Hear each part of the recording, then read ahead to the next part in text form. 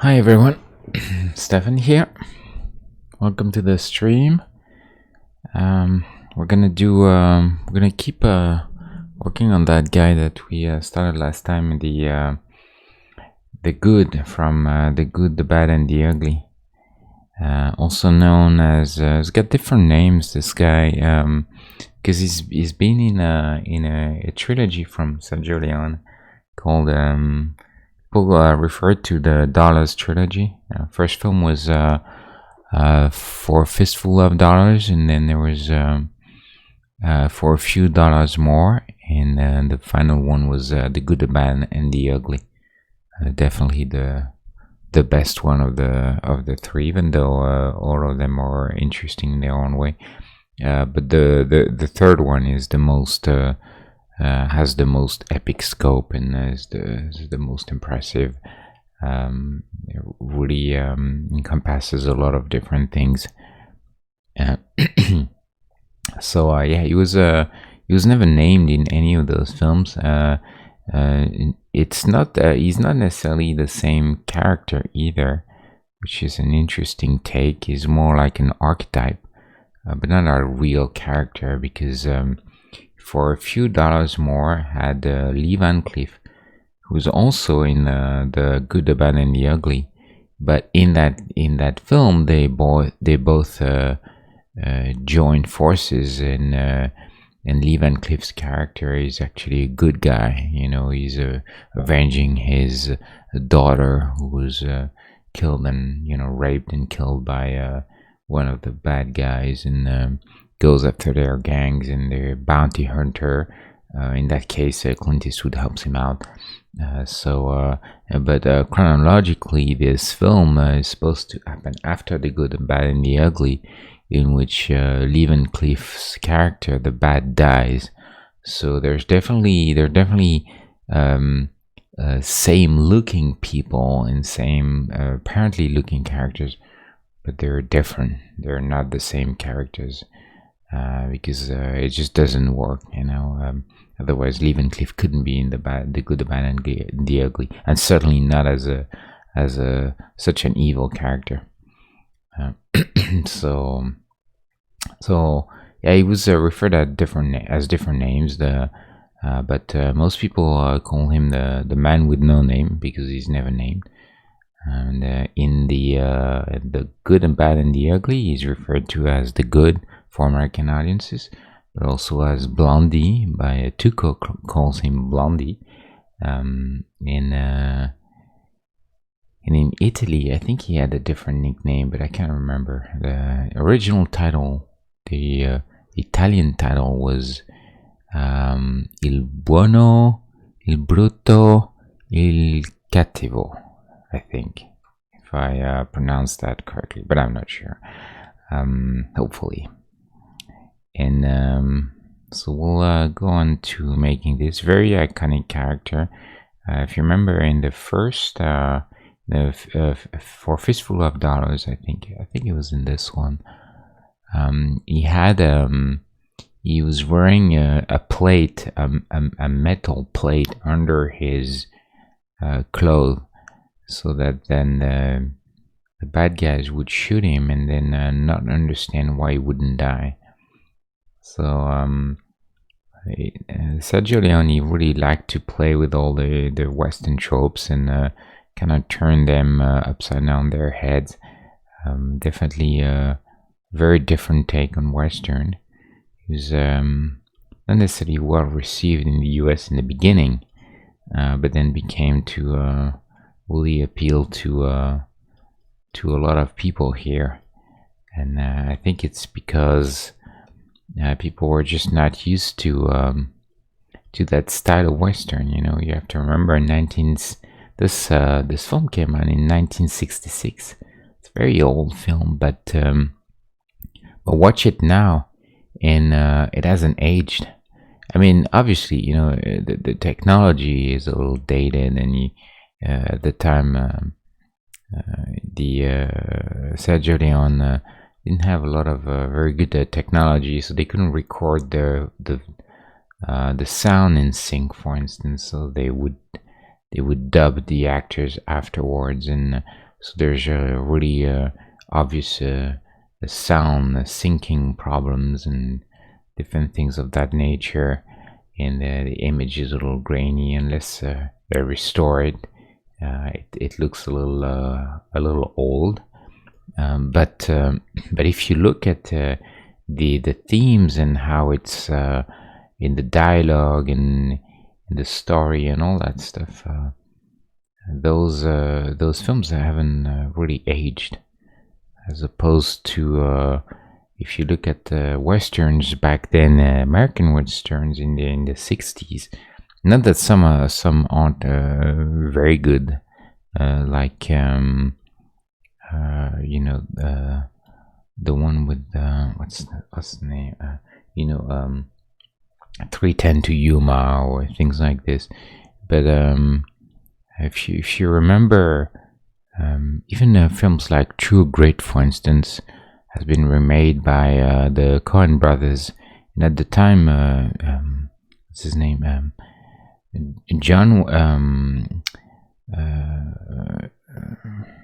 Jeff Bridges' character, the sheriff, he was portrayed by John Wayne, and it feels very dated nowadays, unfortunately. So I think a lot of those westerns they've aged quite poorly, unfortunately. But I think the stuff that Sergio Leone did is very, very much timeless. So I think that's what people recognize now. They see that the how much the this was ahead of its time in 1966, you know. But at the time, I think there was also maybe a little bit of a reaction from the audience, understandably, of seeing, American history portrayed through the lens of a European guy, and not necessarily something that people were quite ready to let go of, the American culture. So I think it's part of why those films were not necessarily very well received early on when they came out. But and it's crazy. It took a long time back then to for films that were filmed in one continent to be released in another, because Sergio Leone had time to do the whole trilogy, The Good, the Bad, and the Ugly, and for a few dollars more and for a fistful of dollars, and they were released the same year in the United States all together, I think in 67 or 68, something like that, which tells you the kind of time it took to get there. There's a lot of problems too with, like I said, with audio syncing. Most actors back then, they especially in the, like, you have to know that all those films were not filmed shot in the United States. So what they did is all those environments that you see there, they were actually shot in Spain, which was the best they could find to double for the Southwest United States, and that's why you don't get any of those really beautiful Monument Valley shots or Grand Canyon shots or Mojave Desert or Joshua Tree or any of the, or Bryce or any of those really beautiful southwestern national park areas that the American directors had at their disposal, but Sergio Leone couldn't get access to that, so he had to use what he had, which was Spain, and so it was good for a few, for a few of the basic desert shots, but they really couldn't get any of the super iconic landscapes that the Southwest US has to offer. And also they shot in their own all the actors shot in their own language. So Eddie Wallach, he was an American guy, and Lee Van Cleef, and all the leads basically, Clint Eastwood, were shot in their own English language. But some extras and secondary characters were shot in Italian, because there were mostly Italian actors back then.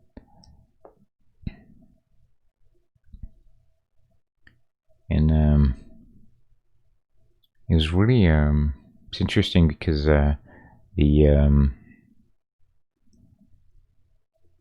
what really made the career, Clint Eastwood's career, what launched his career in the United States, was The Good, the Bad, and the Ugly.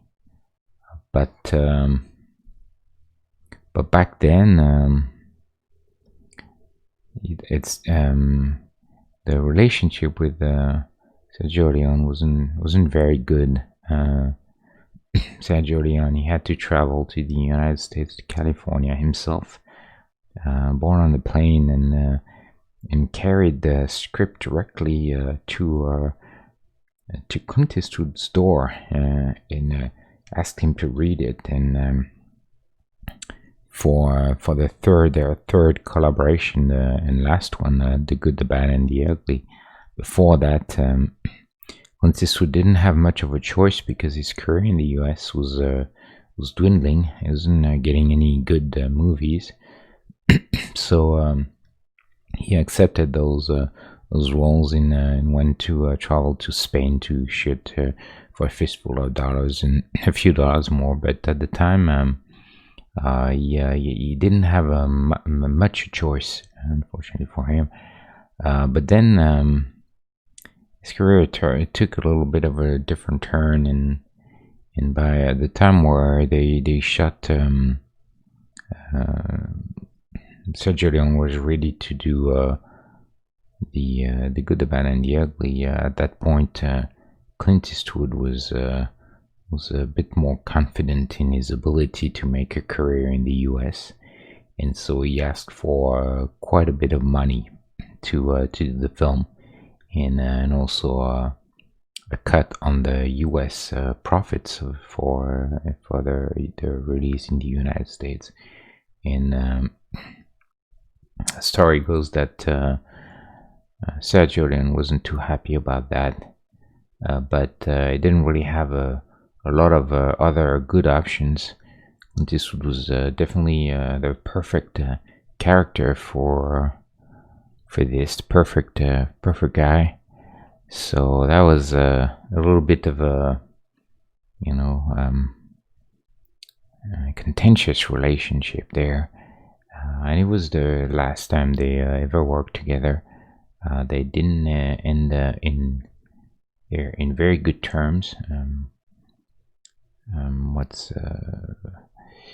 Sergio Leone really criticized later on Clint Eastwood's acting abilities. Interestingly, said that he wasn't a very good actor. He was very, very stiff, and didn't express a lot. But then you have to ask yourself, really, wasn't that the whole point of the character? That he was given every time. So probably a little bit unfair from Sergio Leone, but who knows what really happened between the two of them? We'll never know for sure. It's part of movie history now.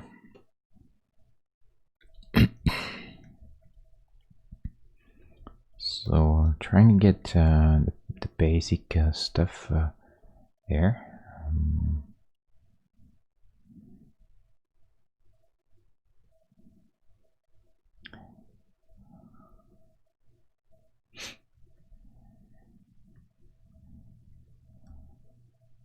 I really like that angle that he has in the legs there. You can clearly see here that twist in the hips. Hips are like this, and then his torso is moving this direction, but then legs are going this way.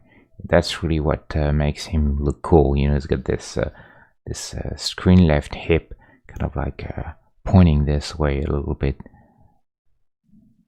I think something I need to get. Don't really get it there. We're gonna flip it, and I think it'll be more obvious. I get some of it, but I think it could probably be a bit more. I think it's mainly in the legs, so we'll try see if we can afford to make this a bit better.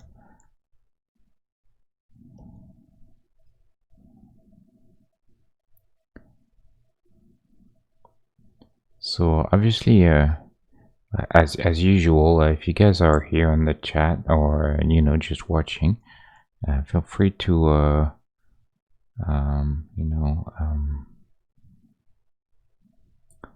sit back and relax and just listen to it, or watch, or both, or just whatever.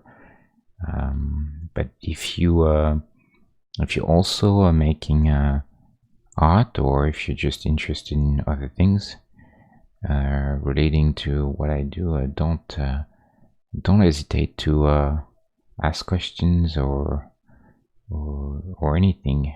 I'll be glad to answer if I can. And also, if you have interesting stories about the film or film in general, or anything, I think I'll be glad to hear that. I'm always eager to learn more about movie history, about anything really. Oops. Stay there.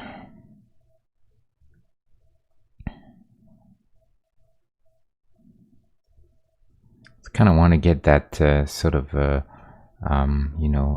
sort of close, kind of tight cut on the jeans, and then maybe flare it out a little bit more to have enough rooms for the cowboy boots, so I think that's to me that's kind of like a very strong theme in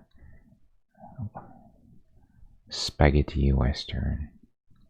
It's interesting because this term was coined by the critics at the time, which as a sort of a derogative term, like it's done by the Italian, haha, it's spaghetti western. But it turns out that it stuck, and now it's actually considered a pretty good thing. To be a spaghetti western. So like many things, they don't necessarily turn out to be used in the context that were originally created, in which they were created.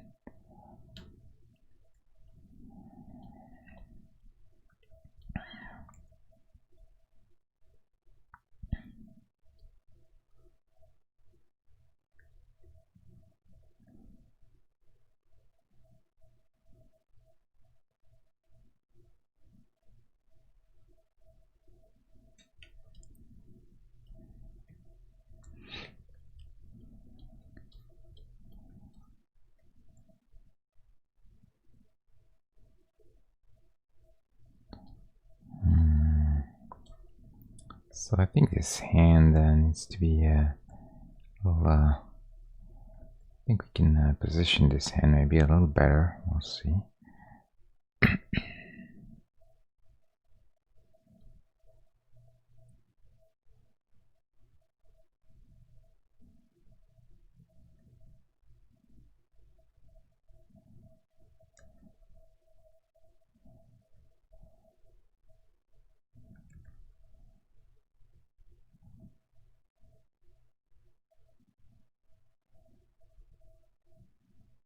There's some back then when they shot this film, and there was really no 3D or any of the effects that the directors have access to nowadays, and so it's pretty crazy what happened. And they have this scene, the bridge scene where the two guys, him and Tuco, they have to cross that river to get access to that cache where supposedly some money is hidden in a cemetery. But they can't cross the river because at that point civil war is raging, and both sides are fighting really hard for the control of that bridge. Like in many war, bridges are essential control points, because you want to make sure that if you get the bridge, then you get all your resources across, and you deny all the enemy to do so. So there's this battle, and then they decide that the best way to get rid of to really be able to cross the bridge is that both sides stop fighting for it. And so they figured that the best way for them to do that is to destroy the bridge, because if there's no bridge, then there's nothing to fight for. And so they actually destroy the bridge. They blow it up with some explosives or dynamite. And back then they they couldn't really. I mean, they could do a miniature, but miniature usually looked a little weird. So directors, sometimes if they were already committed, they would ask for a real build, an actual build of a bridge, and then they blow it up. They put a bunch of cameras, and they hope for the best. And they shot from multiple angles to make sure that to have enough coverage, and then they just cut it back into the editing room.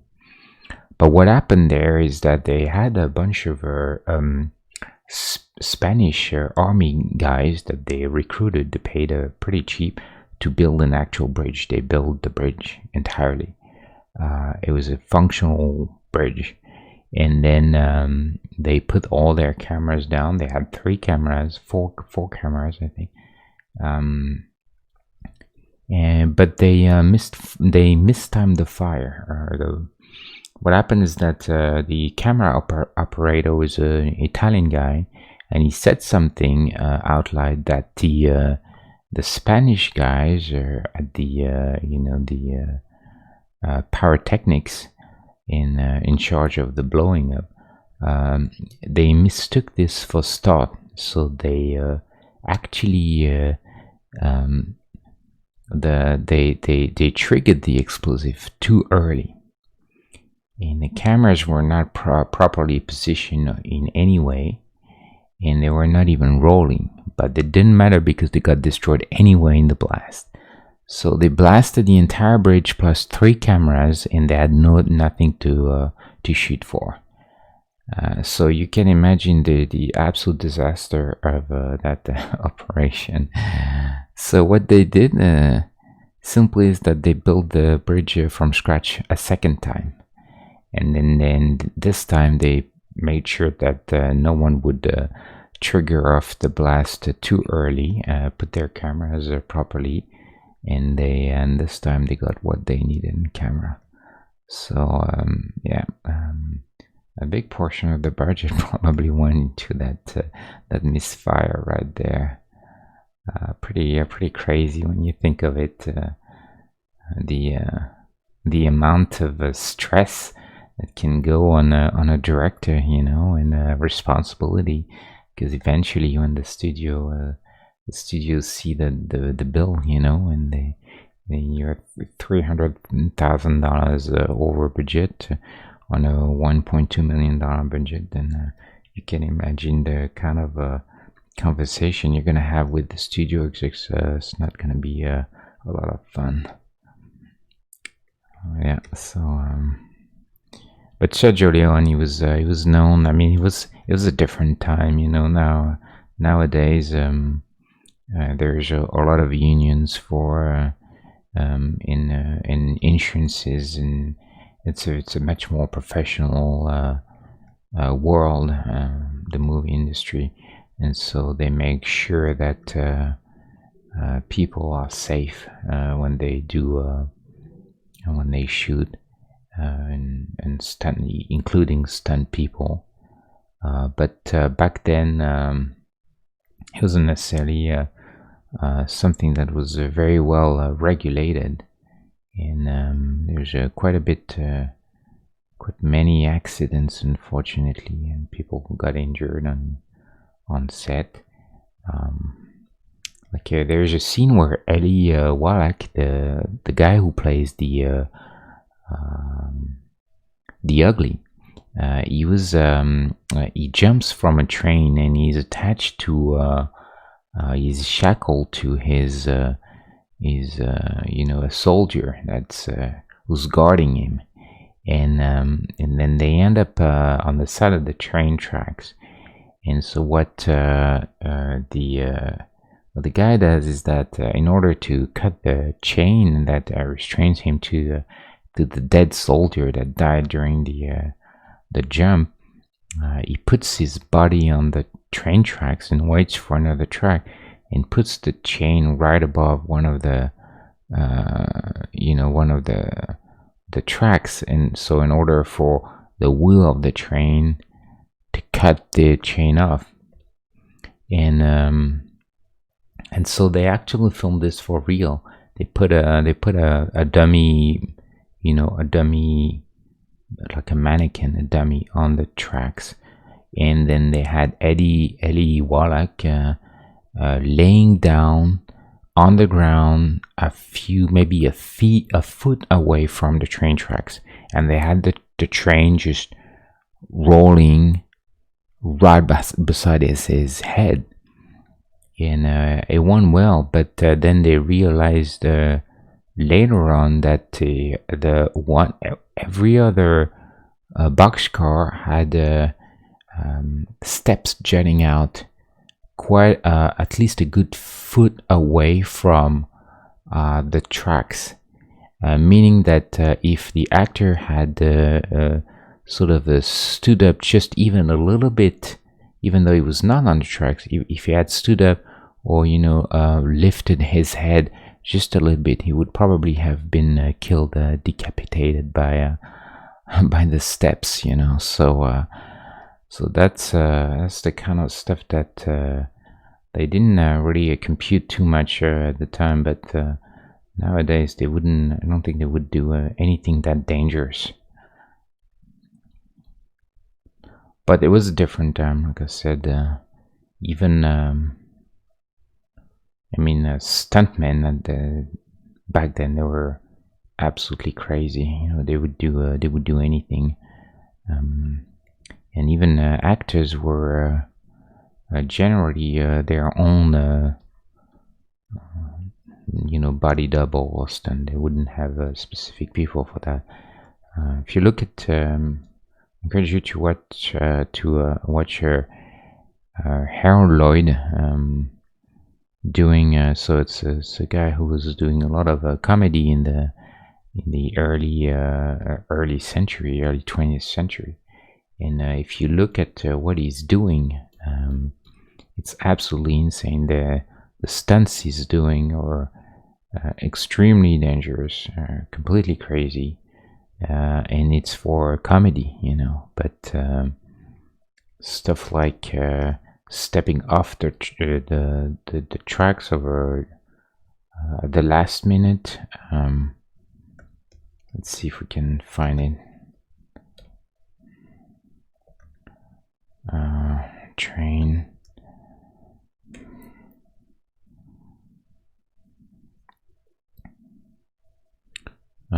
Yeah, Buster Keaton, Harold Lloyd. See, that's classic stunts. See, this is all for real. There's no wires, there's nothing. This is all real. Crazy stuff, really. Look at this. This is real too. They had to make sure it wouldn't fall on his head. This is real. If he lets go there, he's dead. Look at that stuff.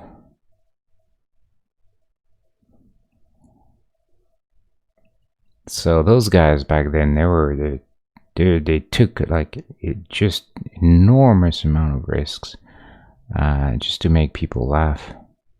There's a true dedication. Look at this craziness.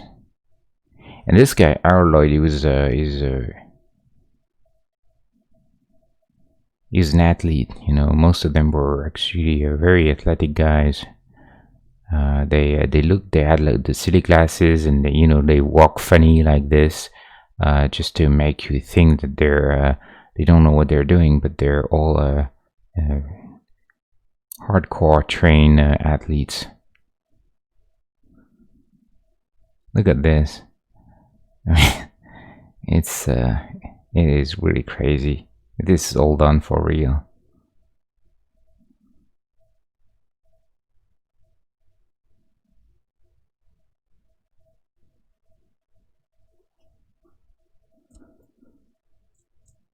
Pretty amazing. And they were very creative too in their stunts.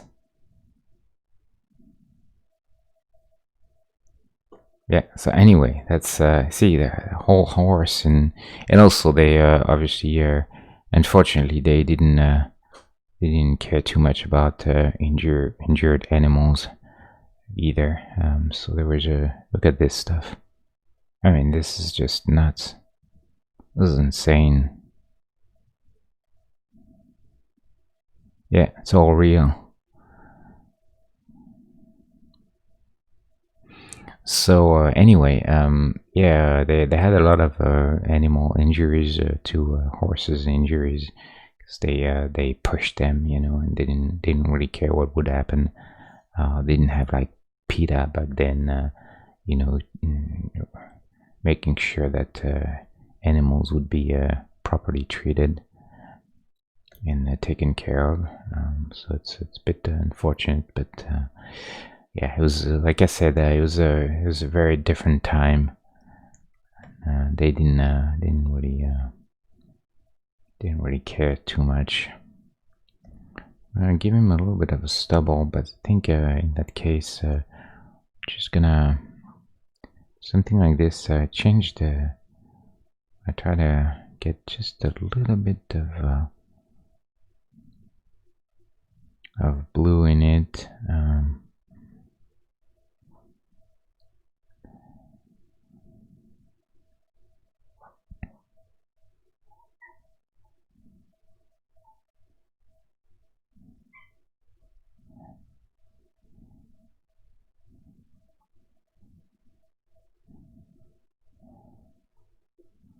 We'll see if this works or not.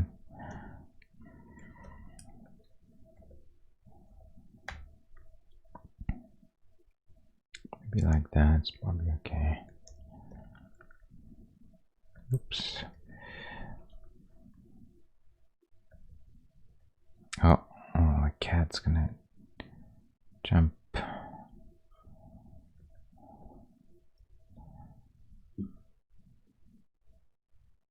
I don't know why cats really need to the attention when you really are in no condition to give them. Well, there's a little bit of a thing on the head there. We're gonna try and get that. Some kind of purplish, bluish. These colors are not accurate, so I kind of have to sort of, you know, gauge what it could be. So I think I think those sleeves are actually bluer. That's what I made them bluer, a little bit more saturated. I think this is probably closer to what the real color was, because there's a strong cast on this picture.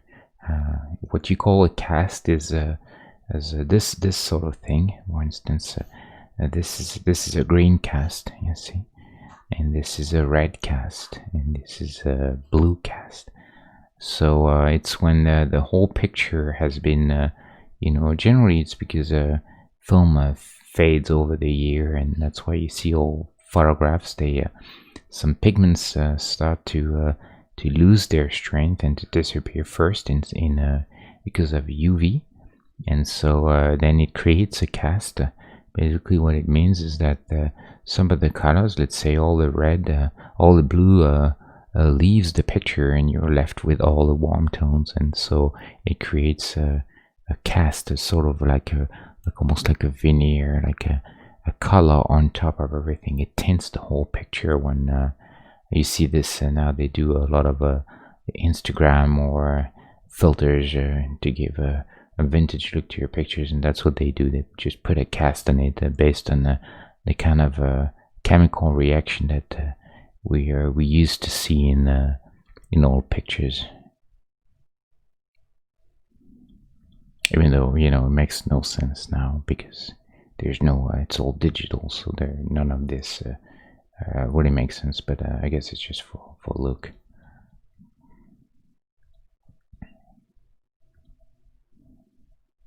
Just gonna move him around just a bit. He's definitely too small, so we're gonna have to deal with that.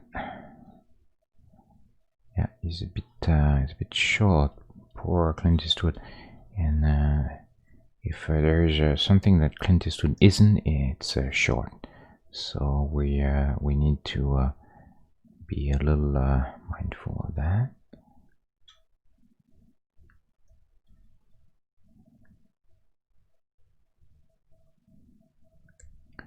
Clint Eastwood, he's such a started his career struggling quite a bit and became one of the most powerful people in Hollywood. Actually, there is a fun anecdote about that. When I think it was on I can't remember. I think it was let me see. It was not Paramount. It was not Universal. I think it was Warner Brothers. So I'll have to double check, but I'm pretty sure it was Warner Brothers. So anyway, Clint Eastwood became you know, the legend that we know, and then there were he had his office on the lot of the Warner Brothers studios, and there's a bunch of rules on those lots that are very, very important.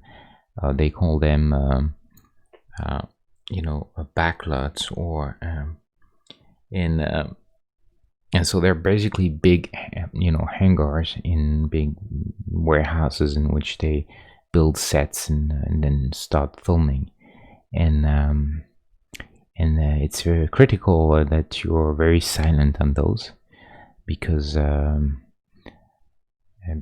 if they shoot in a backlot in one of those warehouses and there's a lot of noise outside, it's possible that that noise get picked up by the mics on set, you know. So you're supposed to be very silent, and there's a bunch of rules for that. And so notably, some vehicles are forbidden on lots, on studio lots, like motorcycles, because they're very loud. And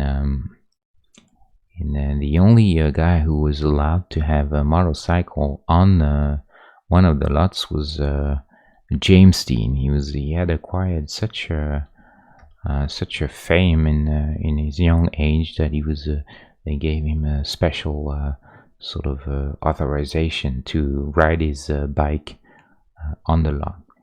And then there was another guy who got this authorization. It was Brad Pitt. Brad Pitt. I think he got the same thing. But anyway, so the story is that I think it was George Clooney at the time, and I can't remember who else, but I think it was George Clooney and some other actor. George Clooney was shooting on the lot. He was shooting a lot of episodes for ER, and so he was spending a lot of time, you know, waiting in between takes and stuff like that. There's a lot of waiting in film. You have to wait for all the technicians to prep everything, light, sound, and all that. And so actors, they know that they're gonna have to wait sometimes hours before they can shoot a scene that will take a a few minutes, you know, but that's just the way it is. There's a lot of waiting. And anyway, so the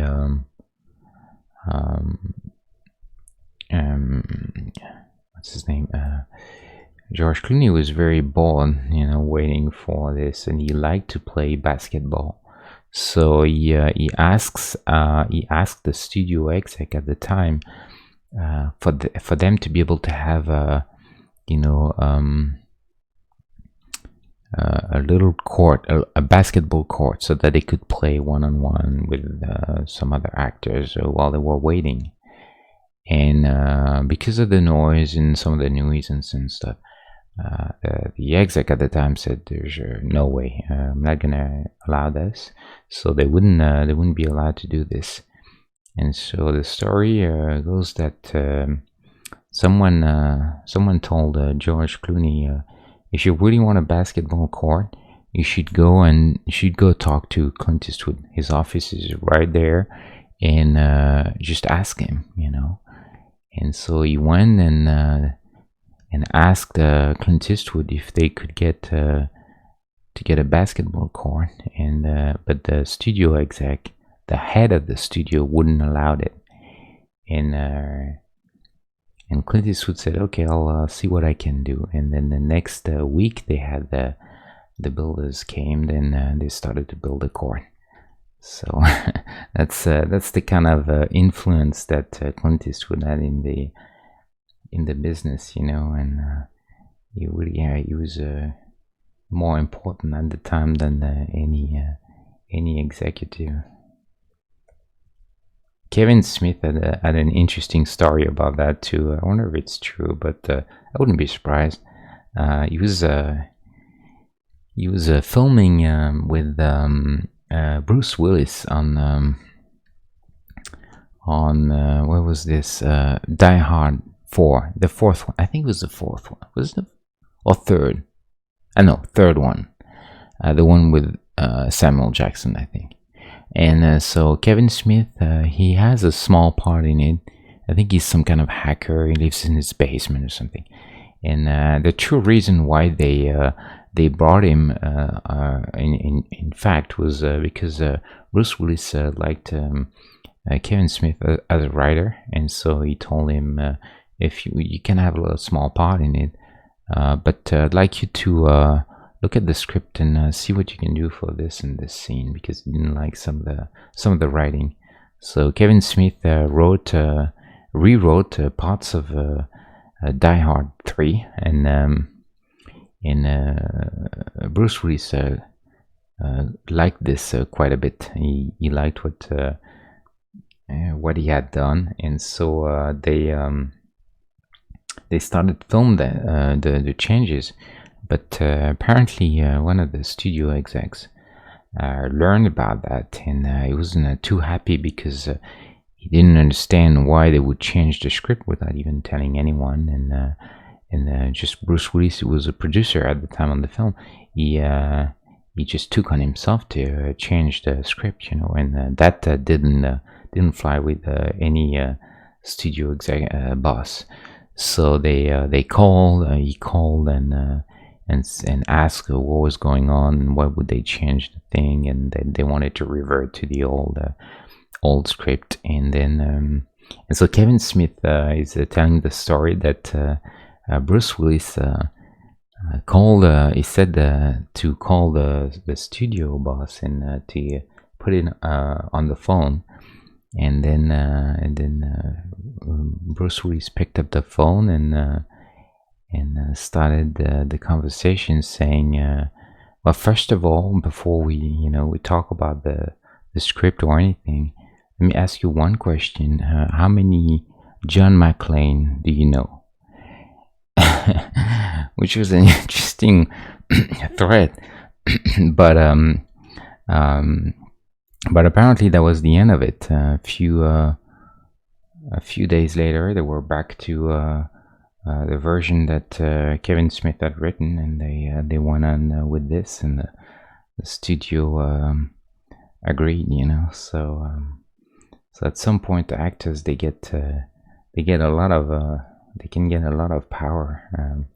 over a film, and if they know how to use this properly, they can be used to really great creative result. Sometimes not for the best, but I think in some cases it's a good thing that there's some pushback, you know. Actually, even directors sometimes rely on actors to help them out, because directors don't necessarily have as much you know, influence than some of the best known actors. Kirk Douglas was very well known for influencing the movies that he was acting in. You know, he could change entire portions of a script and all of that. And no one would dare questioning Kirk Douglas. He was such a force, you know, in the industry, and very well respected. I think I quite fixed the size. Let's see. It's better, but I think it's still a bit small. Let's see. Oh, actually, maybe not. He's okay next to Sarah Connor. I think he's alright next to RoboCop. RoboCop was really big. Even though Peter Wheeler, interesting, is not a big actor at all. He was actually quite small, and they actually picked him because he was one of the only guys who could fit in that suit. The suit was so bulky that it gave him an enormous stature, but he needed to be actually quite a bit small, because otherwise RoboCop would have been just too big.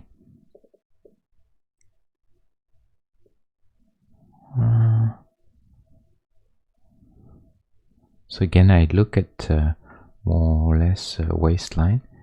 So we considered this was waistline.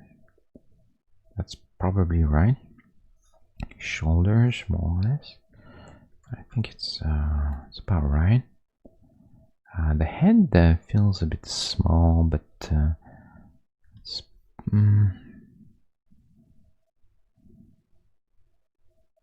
I think it's also because it's quite dark. I'm gonna lighten up that, and then it'll look a little bit bigger compared to Luke. Is alright. A bit taller than the apes. Yeah, that's alright.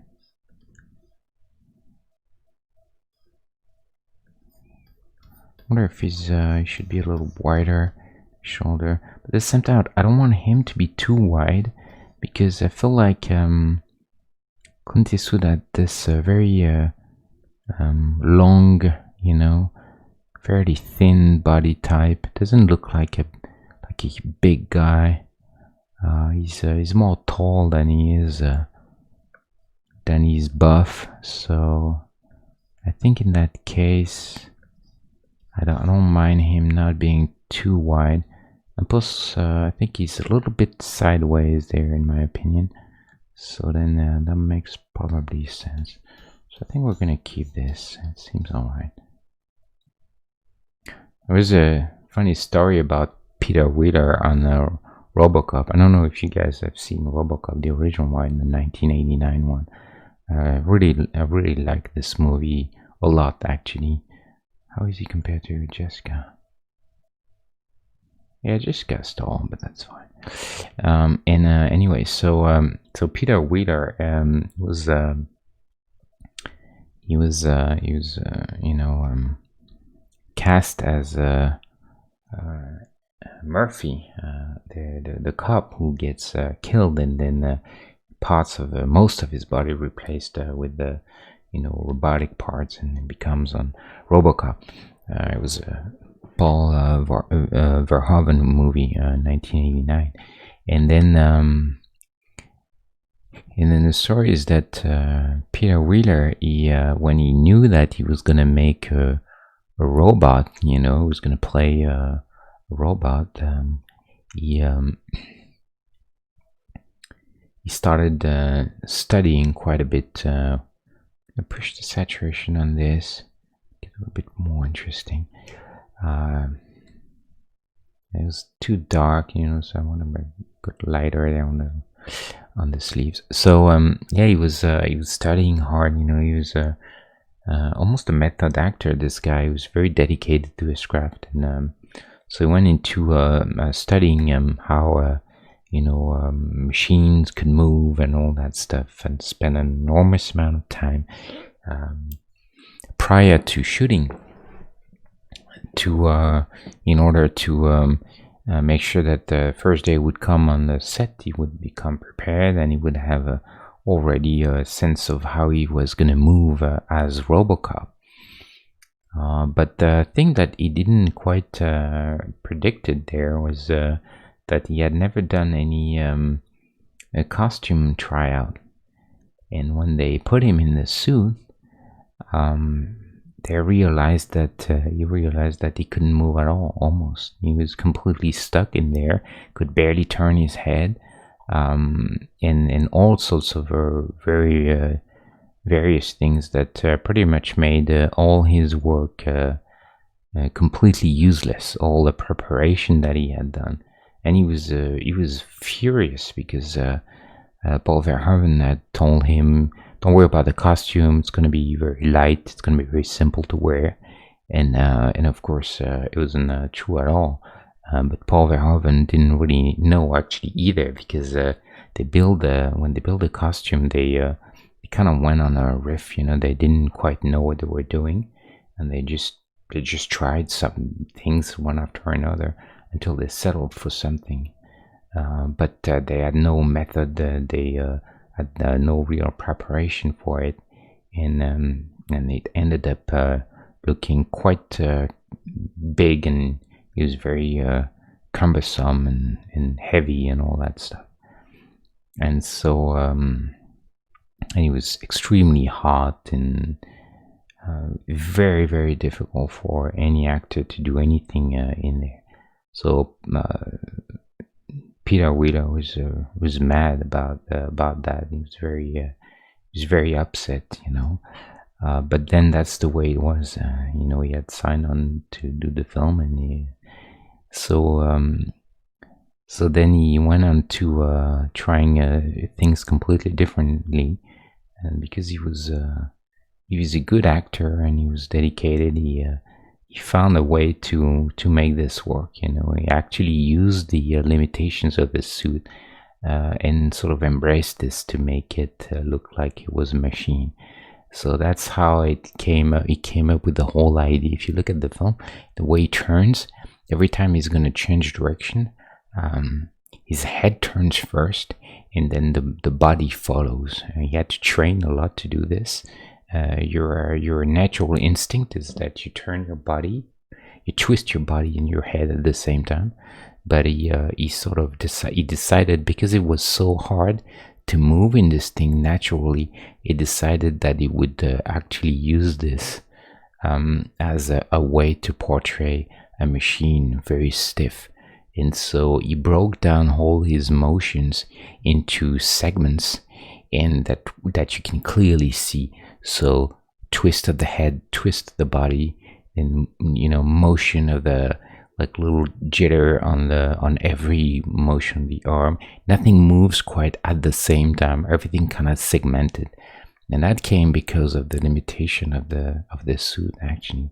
And then he got a lot of praise for that. Interestingly, so in a way, that kind of shows you that if you're making the most of a situation, sometimes it ends up being even better than it was originally planned.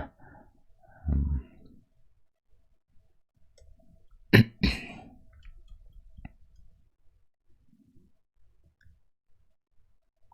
was a crazy film at the time.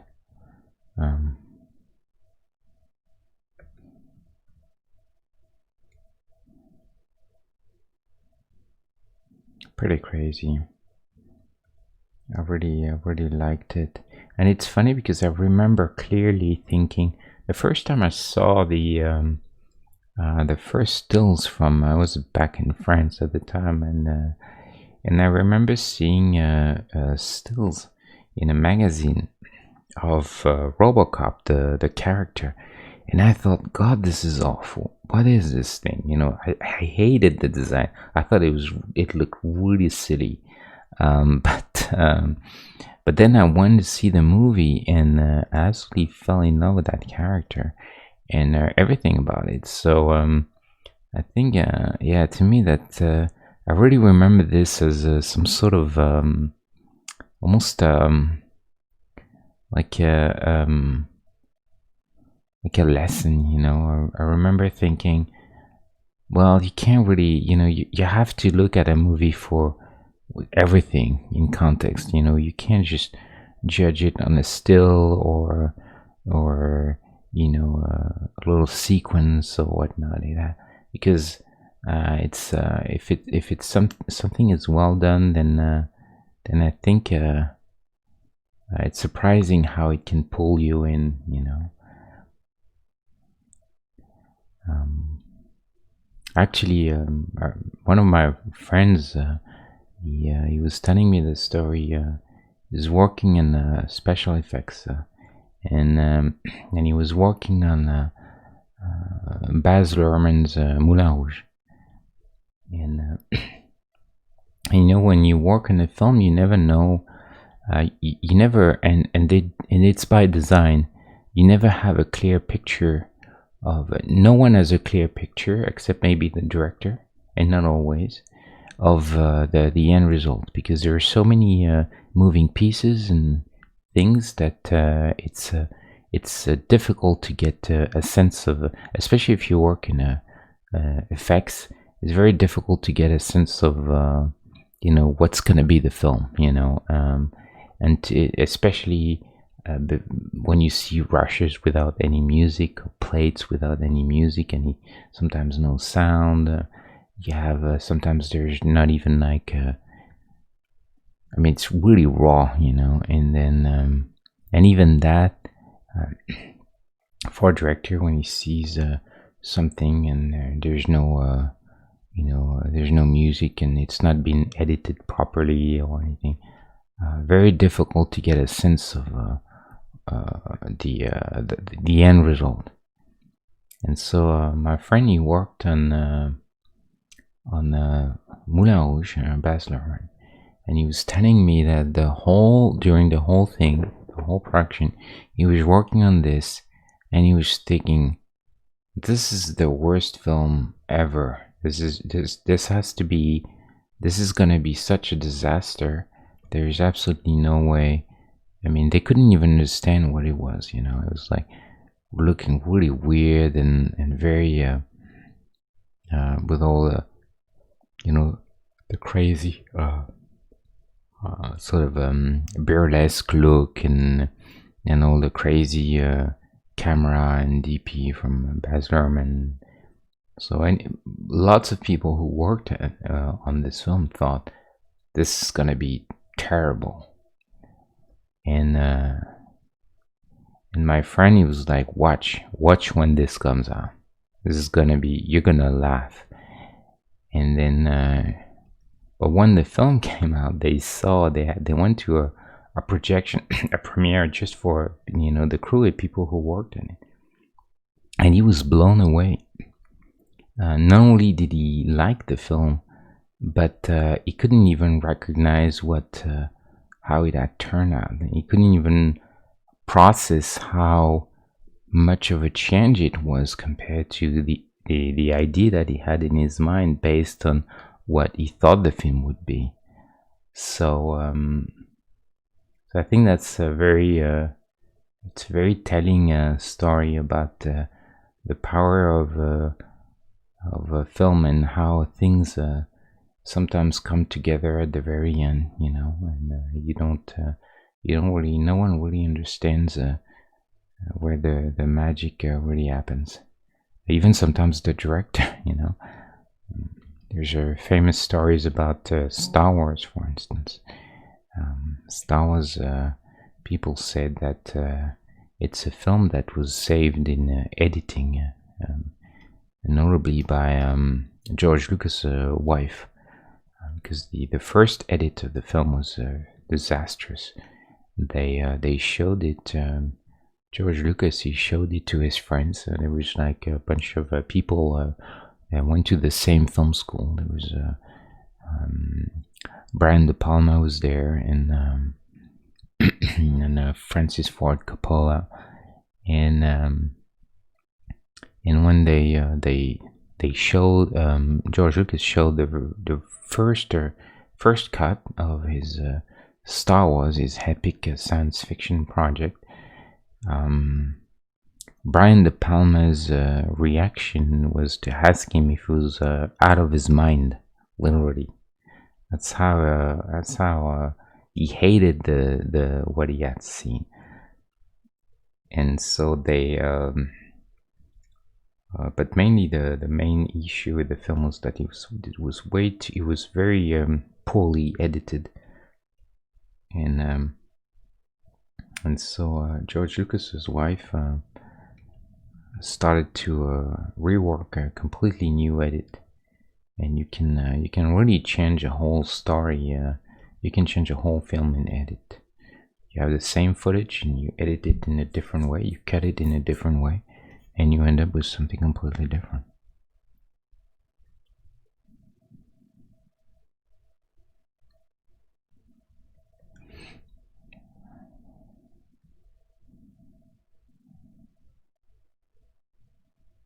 Looking at the values there, I think I want to make sure that I got the. So when I'm talking about values, I'm talking about it's almost like this. It's black and white. This is not really a proper way of turning something into black and white. I'll come back to this at some point in the future because it's a bit technical. But basically, if you squint, I think the idea is you look at this guy, and then you kind of squint a little bit. Or if you don't want to squint, you have Photoshop for that. This is what you can do: filter, blur. You can do a smart blur, for instance. We're gonna go pretty high radius. It take a little bit of time. What we can do is, don't want to spend too much. We can reduce the picture, very small, and now we're gonna blur. You can use surface blur, smart blur, or similar.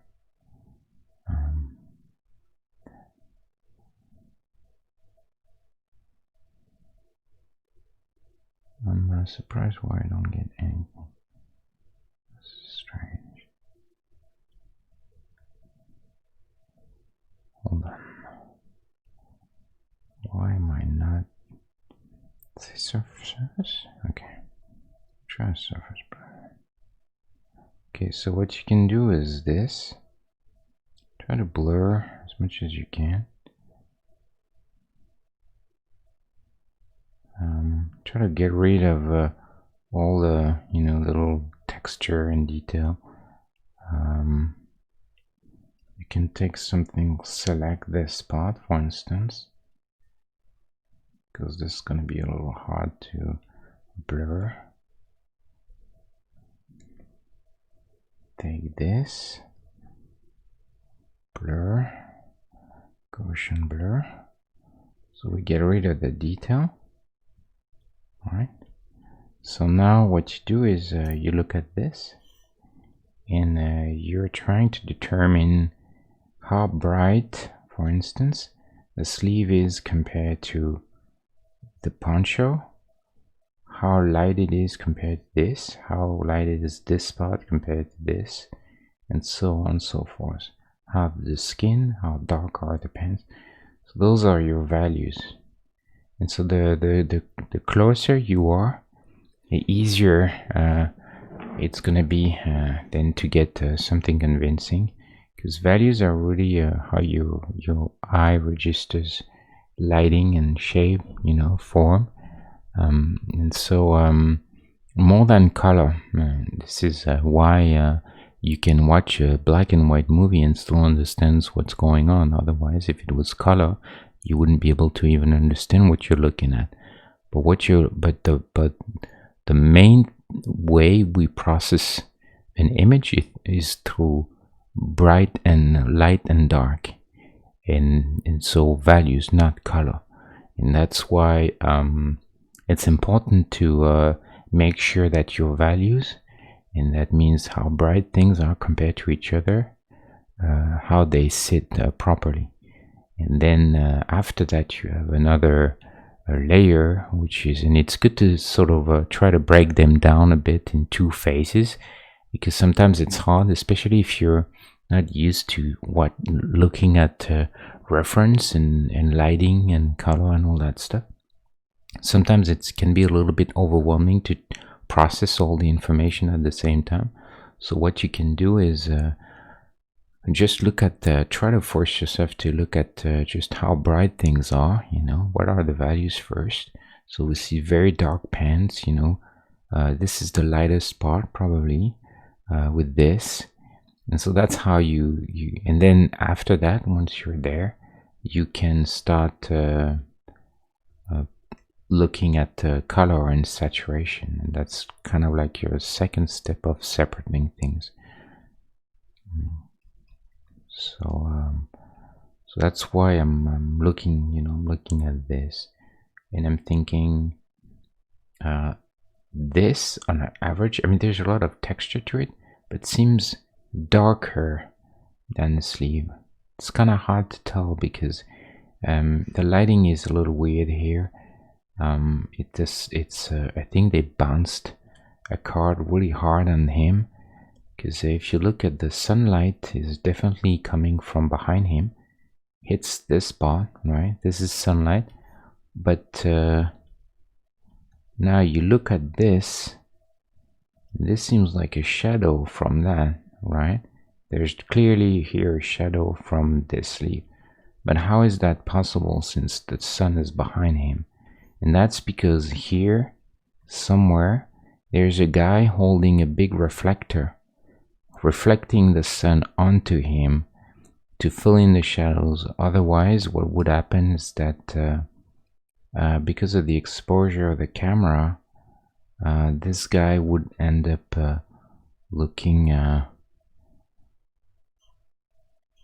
like this, very dark, and then the parts in key light would be very bright, like this, it would be more or less this,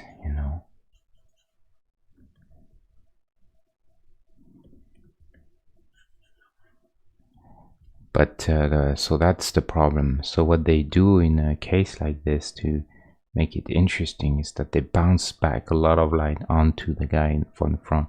So it's kind of deceiving, because if you look at this, you're under the impression that the sleeve is much lighter than that.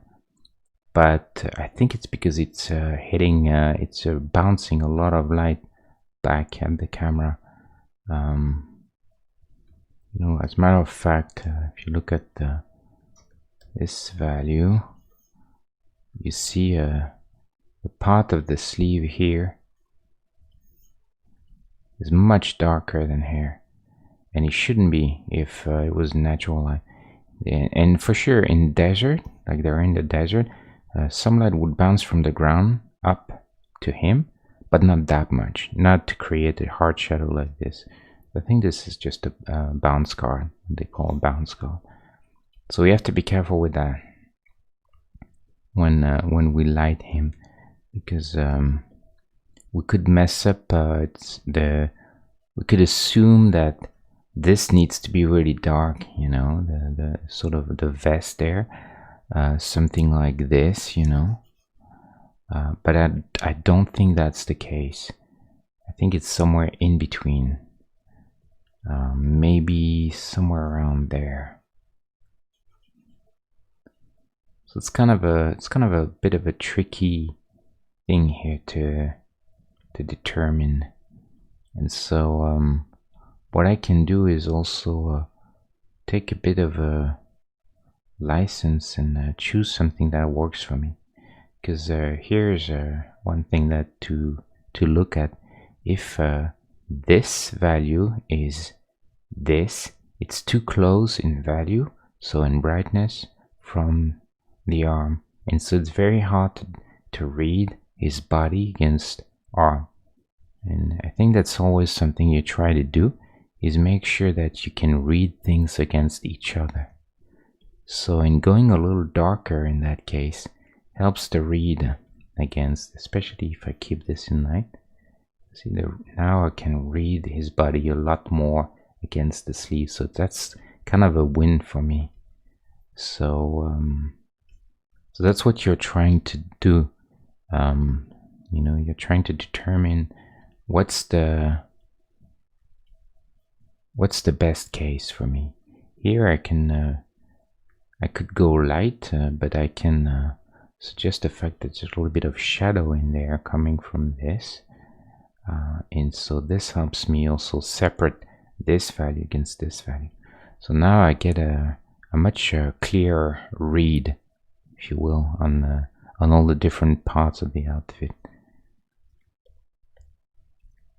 And it's really always always the same thing when you're after a while you I think you just start to look at things in this way. You know, how can I read arm versus this? How can I read legs? Is the silhouette all right?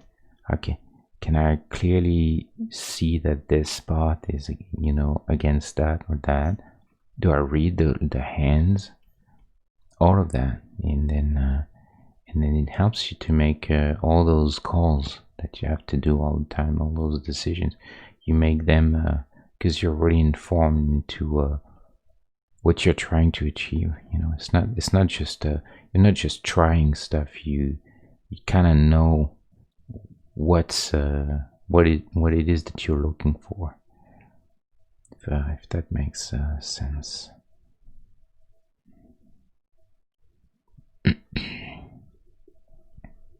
We're gonna go more neutral for, if we want a belt buckle, it probably makes sense to keep it fairly neutral.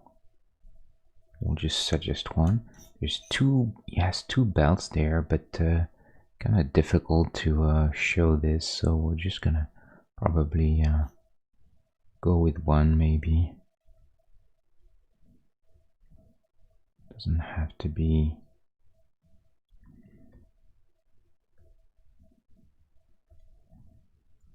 exactly perfectly accurate. Kind of like this. I wonder if I should try and get more of that belt, kind of that angle there. It's kind of nice, but again, you can see that because it's dark, we can't really read it very well. So I'm gonna have to maybe go a little lighter there, just to make sure that we can see it.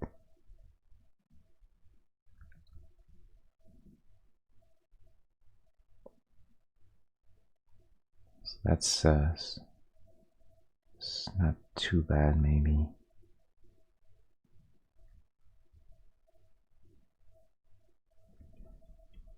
It's a bit better. Here there's some shenanigans. The fact that there's this dark bit here doesn't really help us in any way, so we have to simplify this, I think.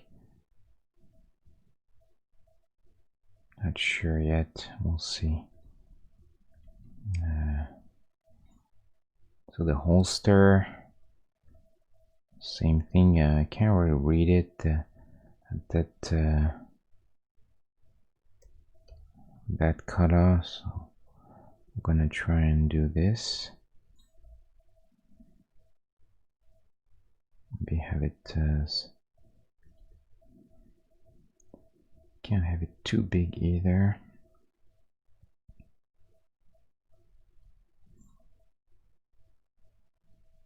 Oh, something like that.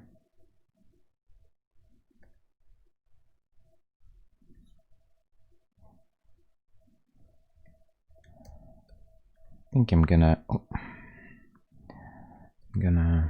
lighten up that hand.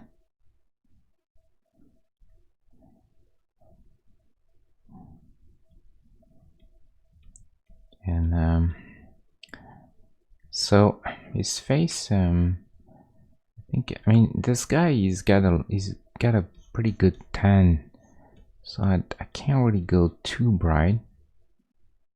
I think it wouldn't really help him.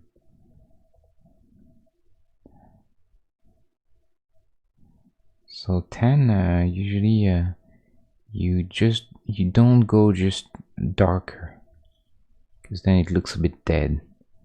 You go darker, and then you're gonna push the saturation a bit. You know, not to a Trump orange, but you know, you try to exercise judgment, unlike him when he's under his thing.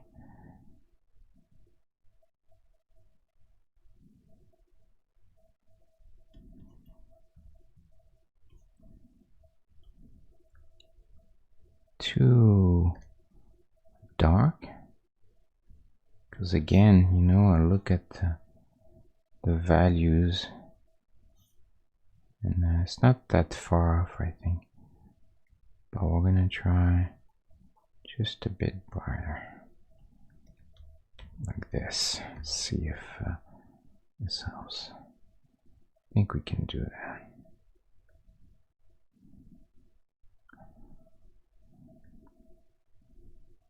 Separate the sleeve a bit. Well, there. I wonder if I should do this. Probably not. Okay, what else? There's a little button here. I wonder if I should try and get it. It's not going to be a good spot for that, is it? Maybe that.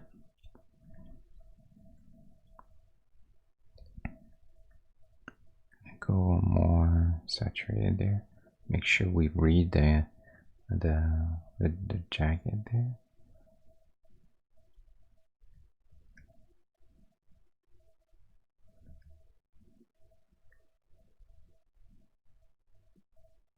I should just line this up a bit.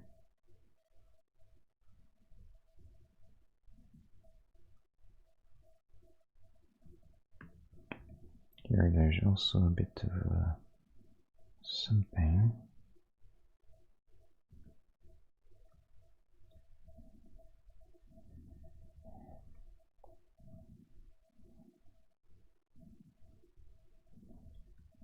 Just taking a moment to look at it, you know. Let's say don't want to rush it too much either.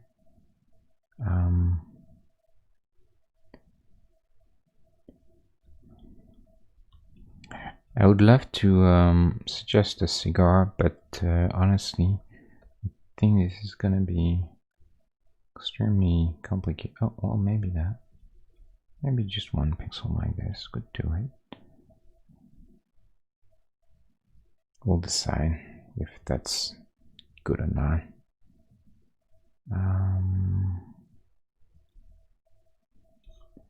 However, let me see. I need to find someone with a facing head. There's someone. Well, they all kind of turn a little bit, but you see, I think that his head is a bit. Should be a little wider, maybe. Let's see. Let me bring this over. Interesting. I think that the reason why is because it's because of the beard, you know. See, it makes his head look smaller because it's darker on the side. So we're gonna try and see if we can just maybe everything just a bit bigger. It's just a test, really. I'm not sure this is the right idea, but we'll see. Let me find a clean color for that.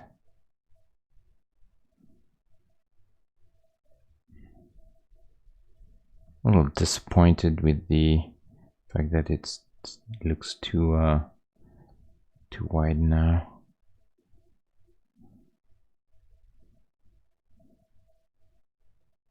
I think this could work. Yeah, maybe this could work.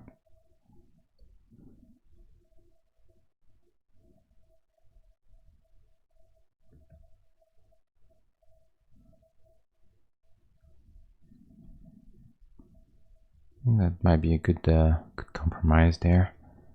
I hate the word compromise and I use it all the time. So a few more of those things, where they are. So he's got 3 lines there, but can't really suggest that. So we just have to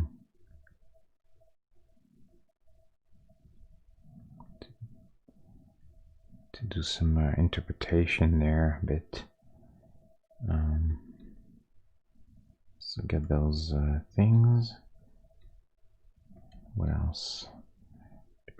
So this has to go down in contrast because it looks very big, unfortunately. So I have to do this, I think, and even that's not great. So we'll see what we do.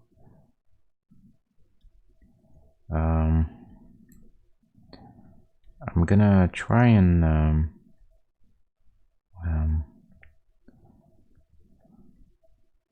suggest a bit of lighting in there, like it's open there, you see, and you see the inside of it. Oh. We'll see if there's a way to do that. And what I'm gonna do, I think I have to go a little lighter on the pants because again I want this to read against that, and also I want to be able to suggest just a bit of lighting on the pants. So so I need to go, I think, a little lighter there. We're gonna try that.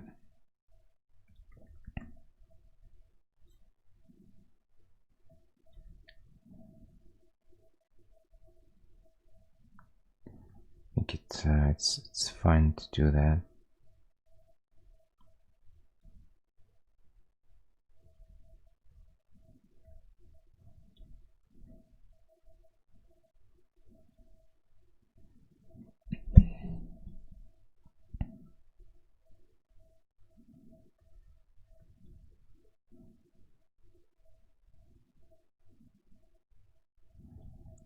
And we're gonna go even more. Something like this. I have to I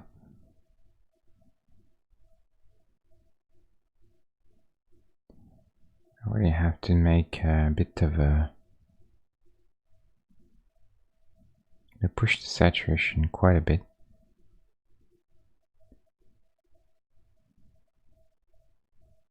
But if I want things to read dark like this, I have to be a bit strong.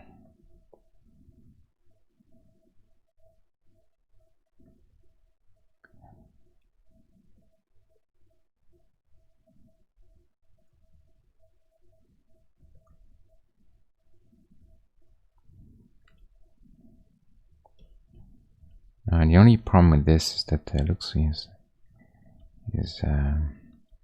legs are bent too much, so I'm gonna have to work a little bit on this shape. I'm gonna do more of a side line because I really don't want his leg to look there like they're they're bent, you know, in a weird way.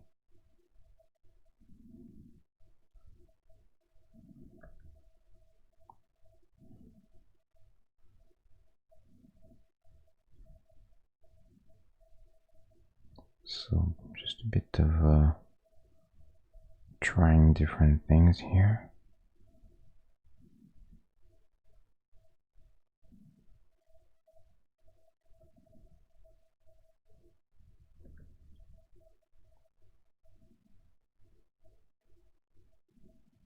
I'm gonna play the shadow there, I think, and pretend that his body covers most of this in shadow. Try to get more light hitting the bottom.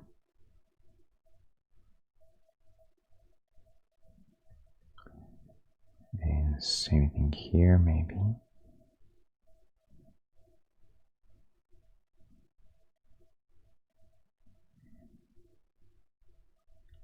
It's a bit more interesting.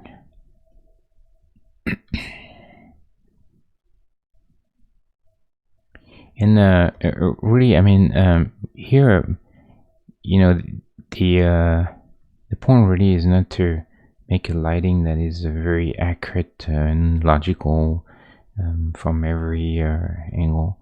I think as long as you're roughly not breaking the light direction too much, you know, you don't want to. It's more like so there's different types of lighting that you can use when you're making a character. One is called sculptural lighting, which is the kind of stuff that you do when every single part has its own lighting, and it's lit in order to show form as much as possible. So let me show you sculptural lighting.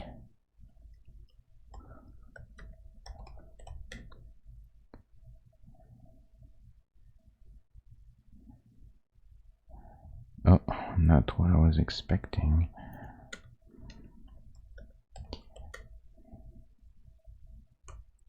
No.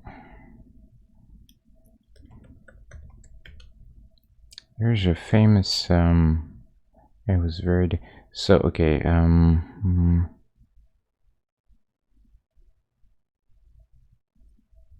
remember the name of that artist. Sculptural lighting. I have to find the name of that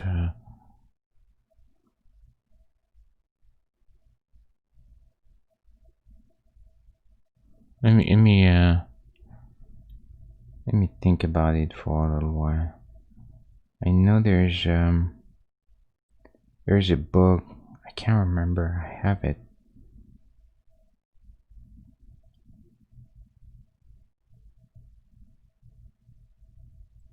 And it was a guy who was one of the main. He was a mentor for a lot of comic book artists. I'll find it. It's gonna come back. And so basically, the idea is that, for instance, here you would light the hand to make sure the hand reads, and then you would light the arm, and then you would light this separately. And usually, it comes down to if you have a shape like this, then you assume that this is the brightest point and this is the darkest. And then you have another part of the body like a leg, and then this is the brightest part and this is the darkest. So it's always lit to show form. And so it's a bit sometimes it's a bit what I do here, you know. Like I'll light this. Light comes from the top there, and those are dark. But here I light more from this side. Here I light from this side. You know, so there's no real logic to it. But as long as it's done in a subtle way, enough way, then you know, this can be pretty effective to show form. Because sometimes, especially on small things like this, if you decide I'm gonna lit from this direction, then it's hard to, you know, like this arm would be, like this spot would be darker, and sometimes it's just harder to show any kind of a good read on a character. So you're sort of taking a bit of liberties with the way you light things. You light them to look good from for a specific purpose.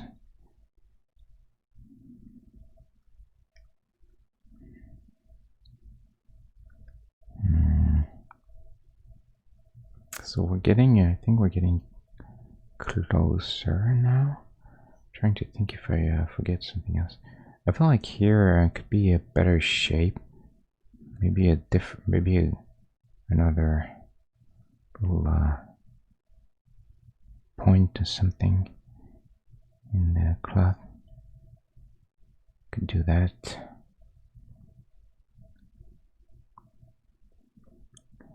And then here we could, yeah, something like this. Maybe. Kind of tempted to feel the, you know, the cloth, like the poncho behind, but we don't see it there. And at the same time, it's kind of nice to have a clean silhouette there. Just not a big fan of that big mass on the right. You don't feel it anywhere else. It's a bit unbalanced, but at the same time, it's what it is.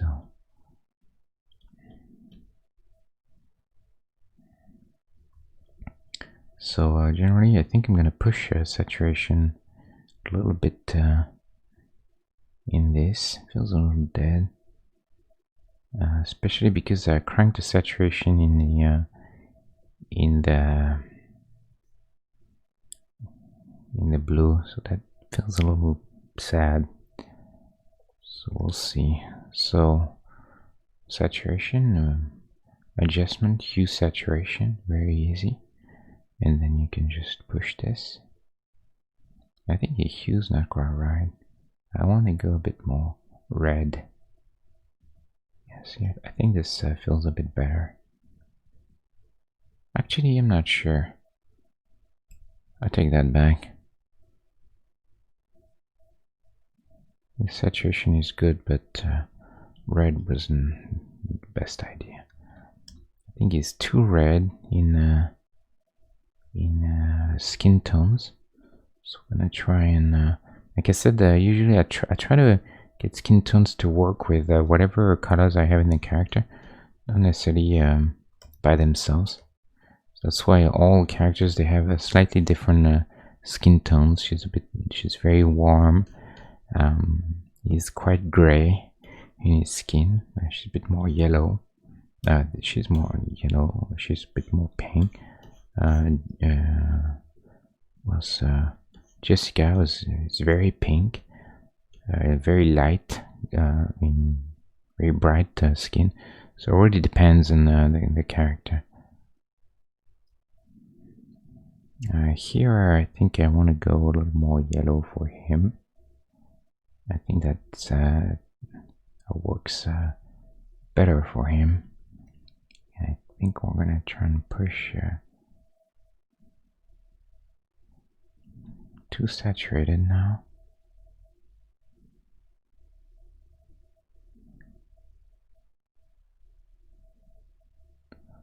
Maybe something like that would be okay. Just looking at it for a second. Sometimes it's good just to look at things a bit, you know.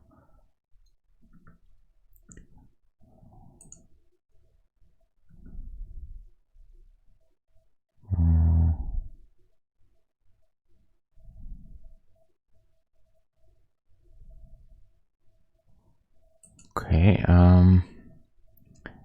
I think characters are a little bit dark. I'm gonna push, I don't usually, okay, I think I've shown this before, but usually I don't like to use a brightness contrast to, I mean, you could do this, but I think levels are a bit more interesting, because you can push the mid-tones like this, you know. Or you can clip the blacks if you feel like there's too much contrast. You get a lot more control over things. So we're gonna go a little lighter, but we still want to retain interesting contrast. See, this felt a little dead, almost like he's in shadow. This feels more like sunlight. So I think this is better for him. So there. I think we need to try and get a semblance of lighting in the punch. It's a very large area without any visual interest. So maybe just a bit of lighting. So I wonder if we should just suggest something. May not show up too much, but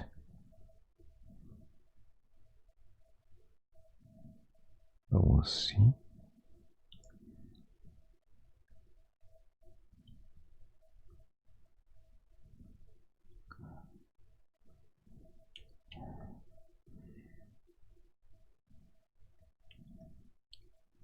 Side a little darker.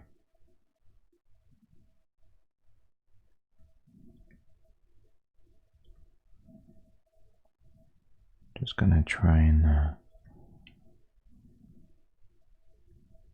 get this to read, just like a bit of lighting. Don't need to overdo this. We on the darker color like this, especially, and this is hard to read, and mainly because of the background. Because like if I do this, you get a better. You see, this seems like completely wrong now, because I already make the contrast for the white. I know the white's gonna kill.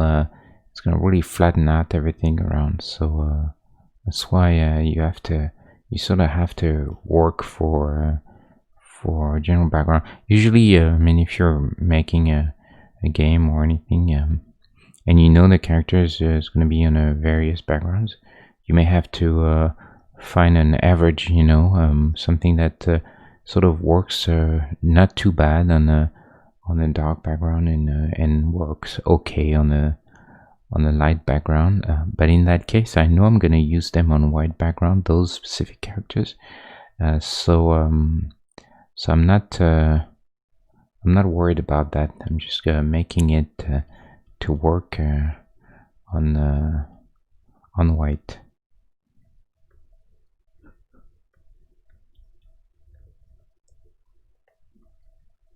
Just gonna do a bit of anti-aliasing there.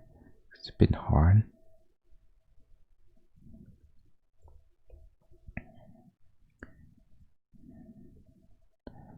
So we can do a little bit of that. It's fine. I don't think it matters. This could also do with a bit of something, but usually on the outside I don't really like to do that.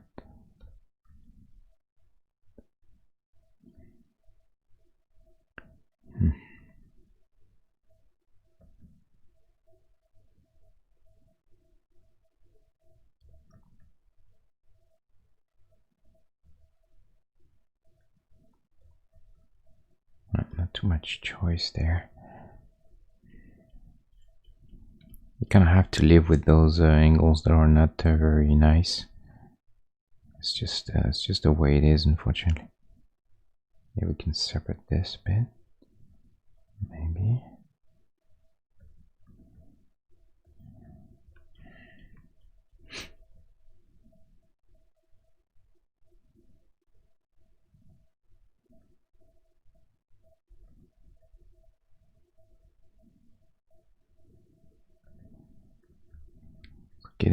Getting pretty close now. I'd like to be able to suggest a little bit of texture there, but think it's gonna be a little weird. But one thing I want to do, and that I usually do, is just a bit of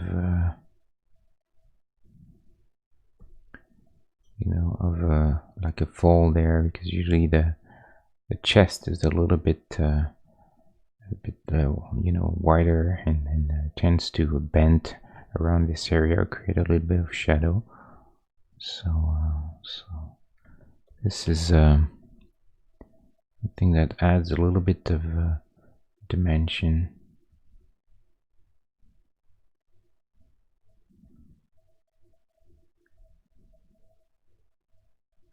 Not too sure there.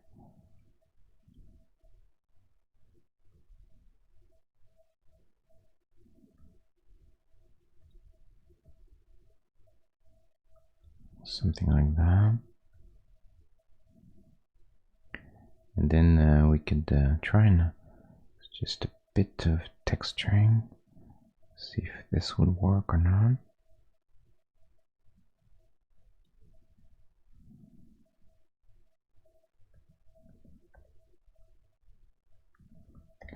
It's probably okay to do that. Just gives it a bit of richness.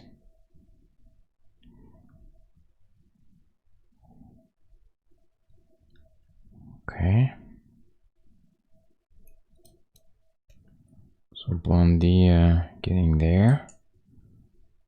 I wonder if I should do all the other two guys after that. Would be kind of a nice little. I was actually thinking for fun of doing an entire scenes of movies, but that would take a lot of time on the project, and I have a goal for this thing, so I don't know if I can afford to do those experiments. But like the duel scene, the three of them at the end in the cemetery would be kind of fun to make entirely pixel. I think it would be fun, but again, it's kind of a big commitment there.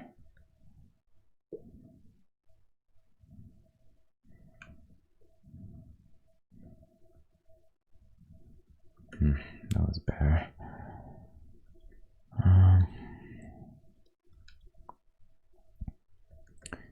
Just gonna.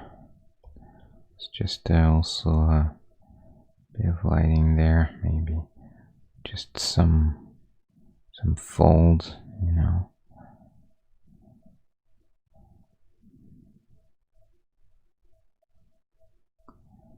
See if that helps a bit.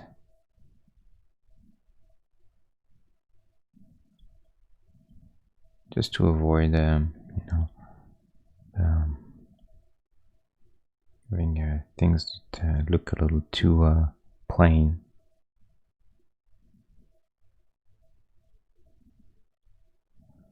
Doesn't really have to be too crazy. Reduce the contrast maybe a bit in that case. Let me try this. I think we can do that. I don't think it needs to be that dark actually. I think that's fine. And we'll use that darkest color for a few of the recessed areas.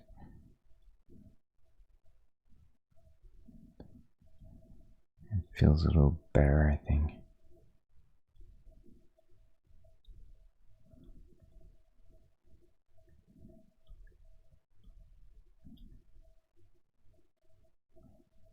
Maybe.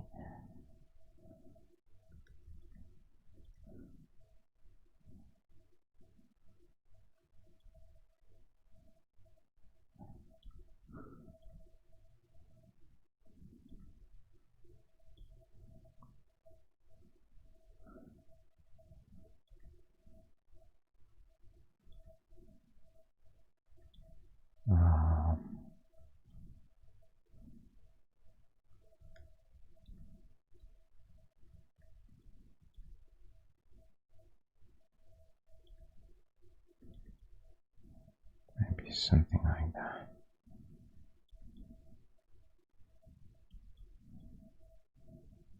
Kind of struggling a bit there. Not sure what I want to do with this.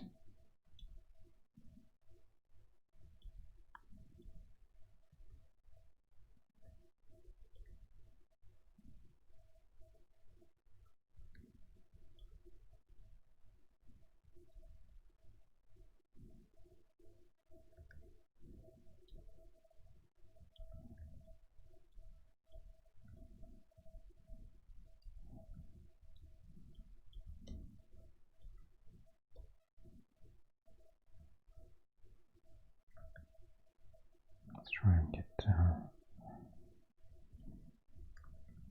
right, if I want to separate this a bit, just to mark the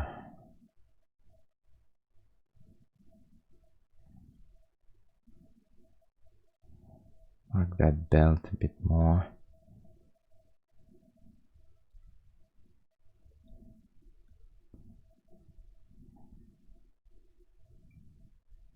Okay.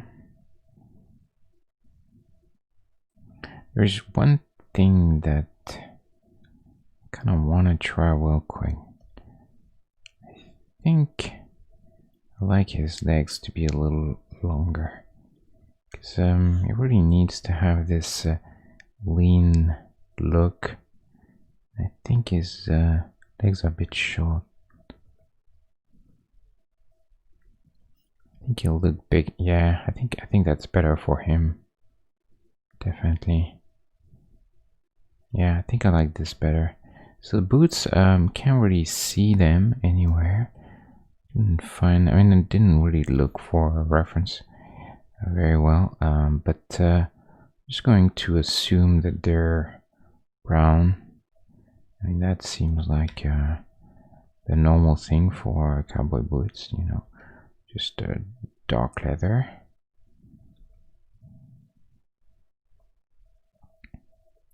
I'm going to go too crazy there.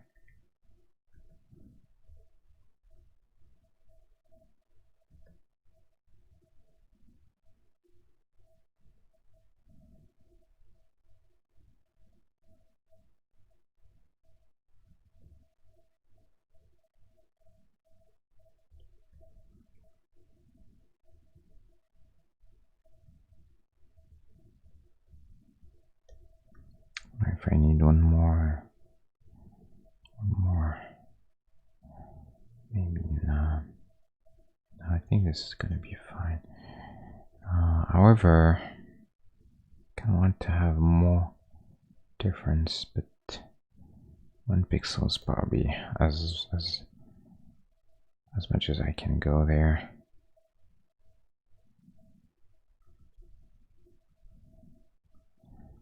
More front look for that foot.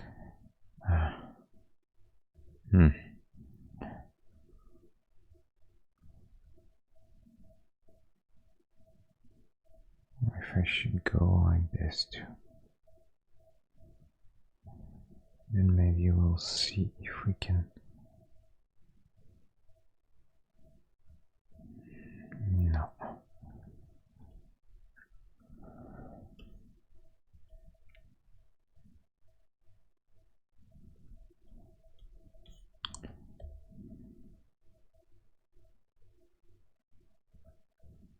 I think this foot needs to be really much more almost pointing the other direction. It's not too cool if he's got both feet in the same direction. It's not good for him.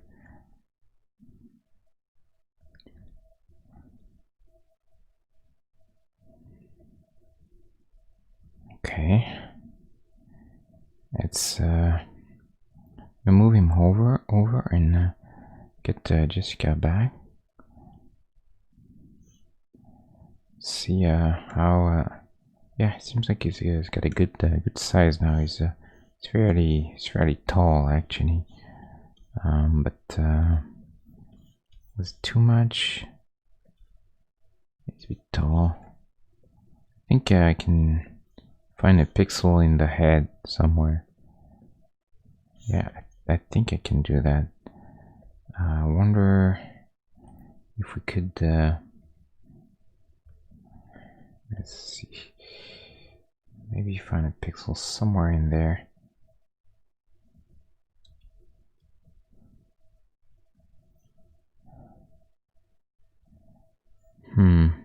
Maybe here. That's all right, I think. Makes his legs look even longer, which I don't mind.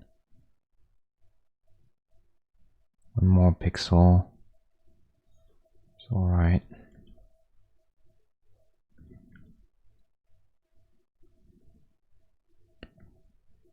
This seems about right.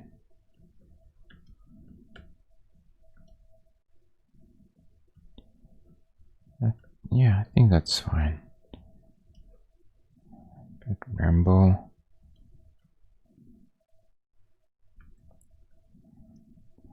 Push the saturation a bit in this guy.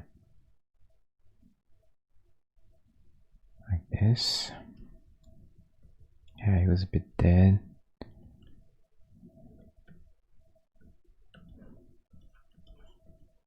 And okay, now I want to try just pushing a lot more red overall in him. We'll see how this goes.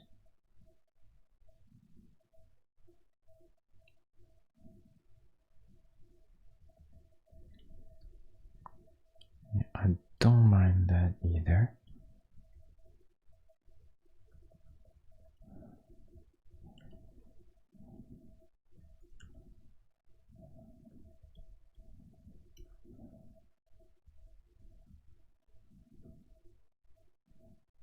It's probably okay. Next to hanging out with Forrest Gump.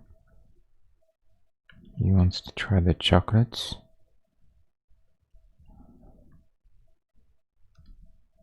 Yeah, I think that's alright. I'm gonna keep this, I think. There you go. Getting close to the edge. Gonna have to use one more row of characters now. I don't know how many do I have, but yeah. Actually, you know what? Let's have him up there now. It's too many people.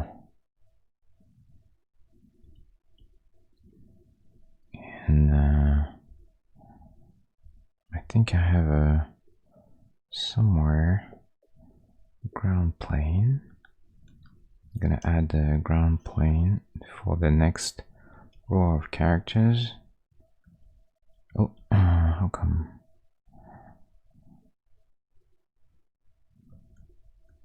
Like this. Okay, so now we're good. Guides, the same thing. I need to I haven't really used them recently, but created those guys to have a sense of where the waistline should be and the top of the head, roughly. So we're gonna duplicate this as well.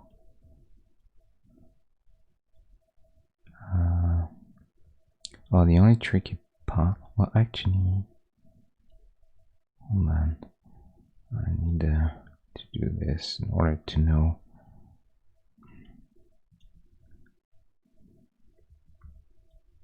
Sorry for the maintenance here, not the funnest, the most fun part to watch.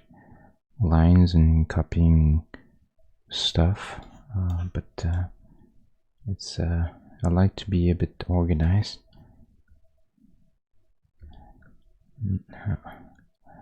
Now I can make sure here. Delete this, like that.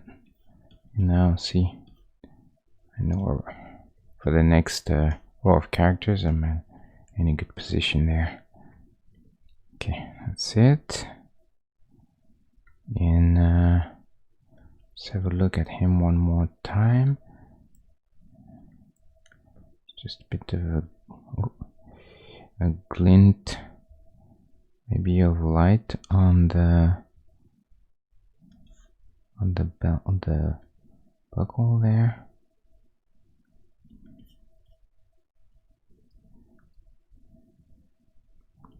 And I think that's it's about done.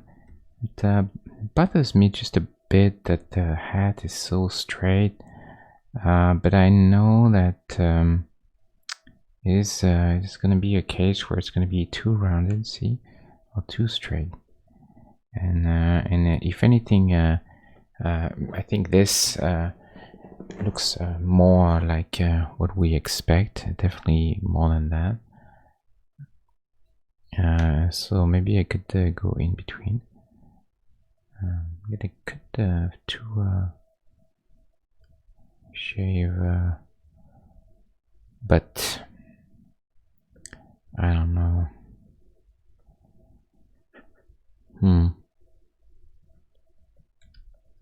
And let's say if I had one more line, I think it's gonna look too high.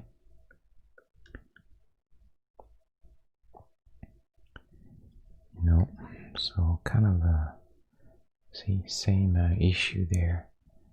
So I think unfortunately there isn't much I can do there. I don't really know that there is a good way of doing this.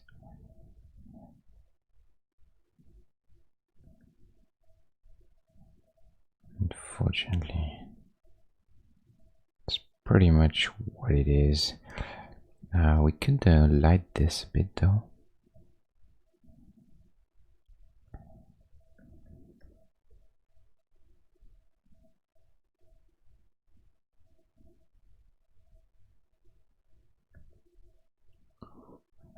Maybe at the top here. Just give him a little bit of light. And what else?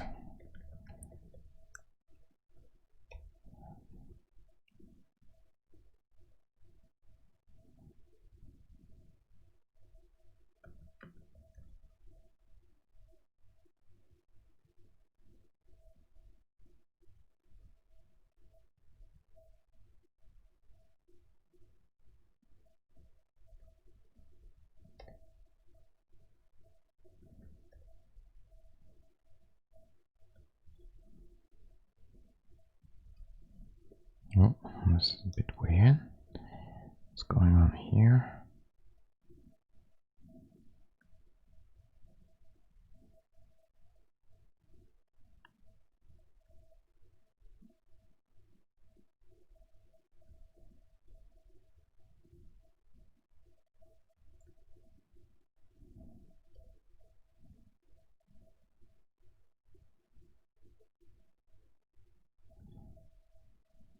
Right.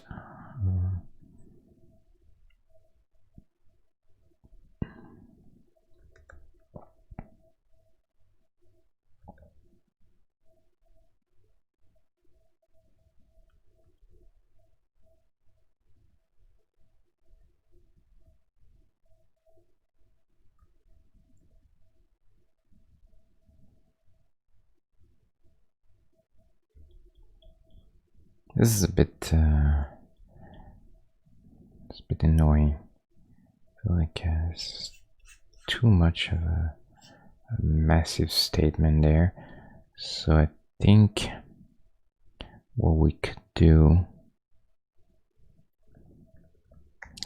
is let's say we'll try something. Maybe just have a double line like this.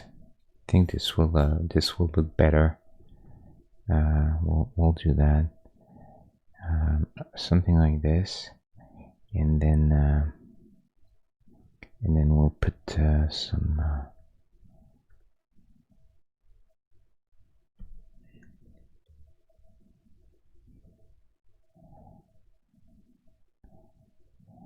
some detail in it. So I think this feels a bit better.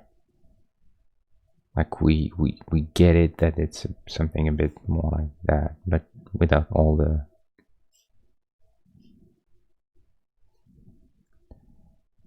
big fat lines.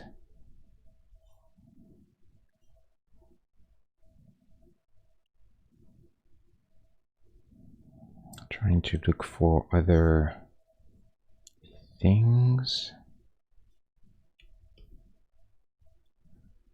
but yeah, I think we're pretty good now. I mean, by good I mean you know, I think it's all right.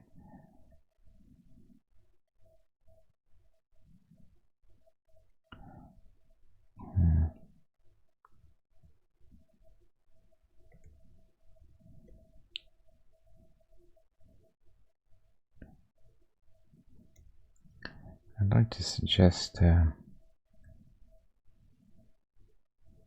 know, this part overlapping, but this is gonna be difficult. Oh, maybe something like that.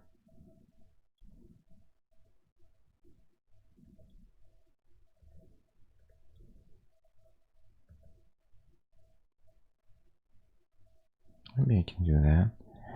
And I think here to have a, and let's try and light this a bit on the side there. Oh, sorry. It's a bit brighter.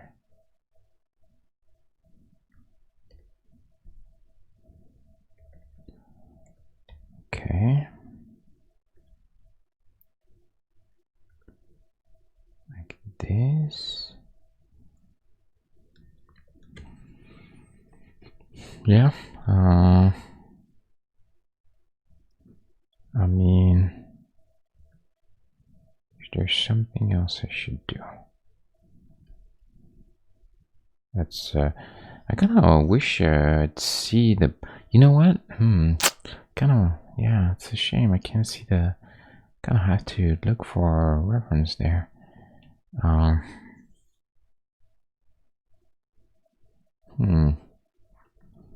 never gonna find this though.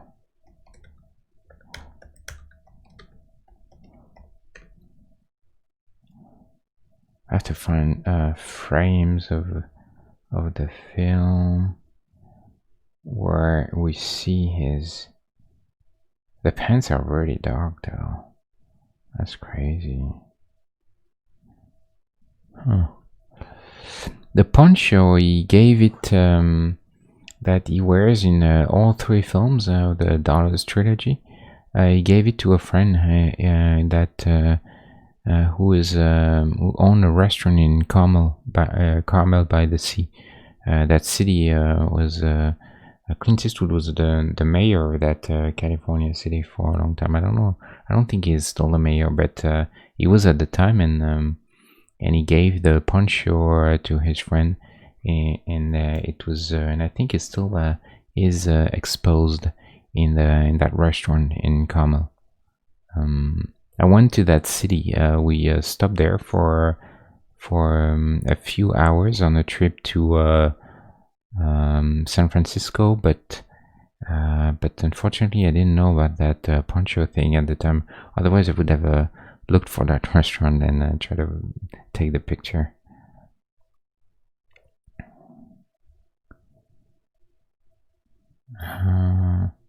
Never gonna be able to find. Oh, hold on. Hold on. This is very small, but oh, better. Oh, this is good. Okay, so fairly light, and also there's the how do you call this? I don't know. You know, that metallic part. How do you call this? That you fix to the boot, you know, in order to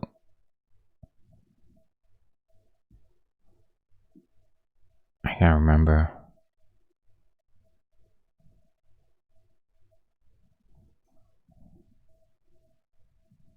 That's a good frame. That's really cool.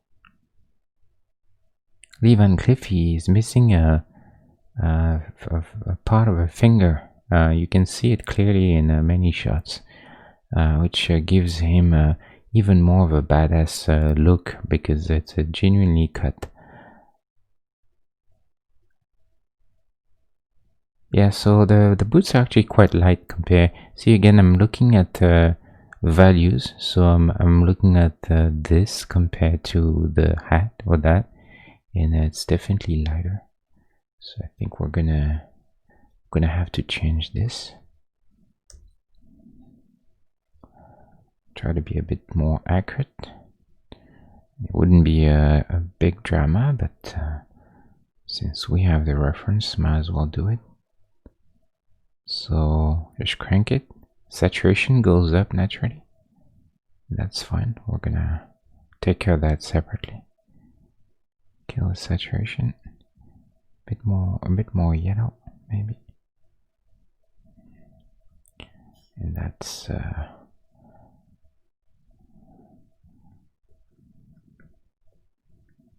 more like it. Well, let's see if I can suggest that this. If someone in the chat knows that word, you know, for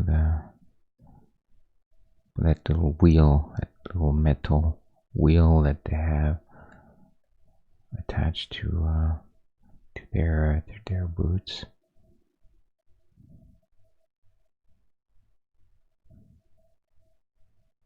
Yeah, we'll do that. It's kind of cool, you know. And I think it could even suggest that little. If I take some kind of grayish thing, I mean the glint of the metal would be very light, but we're on a light background, so we can't do that. But we can do maybe this, just to suggest that little thing. Doesn't have to be too crazy. Just a suggestion.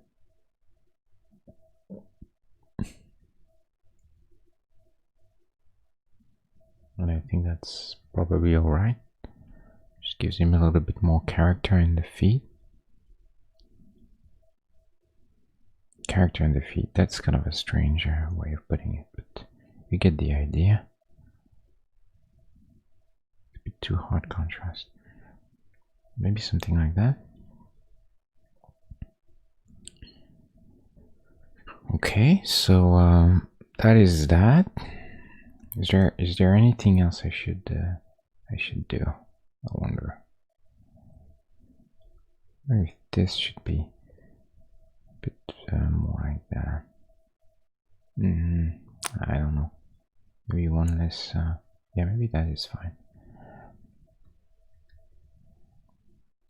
I guess the gun sticks out, right? Doesn't it? Yeah. Gun sticks out a bit.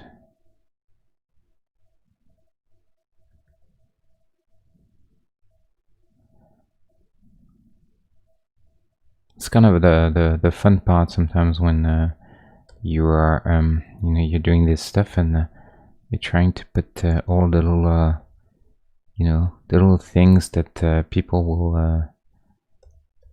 never notice if they're not if they don't pay attention, but you know they're there, you know. I think it's always something that I like to do if I can. Kind of reward the careful observer, you know, or the fan, or both. It's always good fun for me to try and make sure that people who pay attention get something out of it.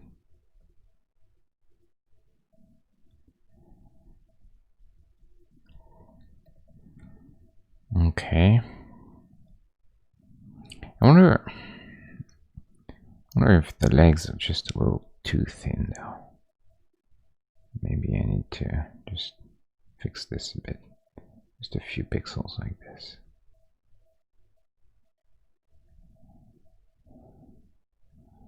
From here.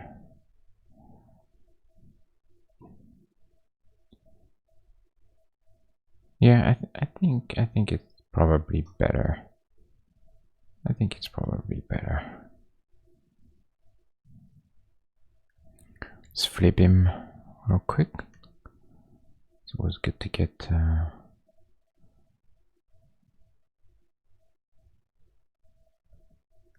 I think his head is not. Let me see. Yeah, I think his head was too much on the right, and it gave him this sort of a little obnoxious look. A little too proud. Yeah, I think this is better. And also I think this doesn't quite work. It's too straight.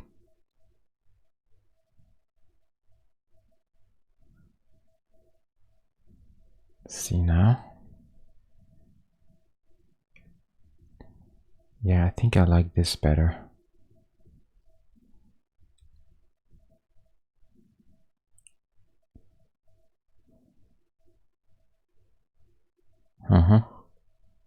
Yeah, I think it's a bit better.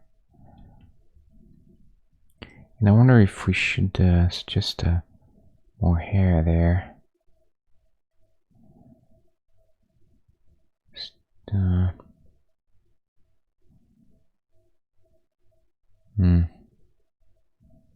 kind of a tricky one there.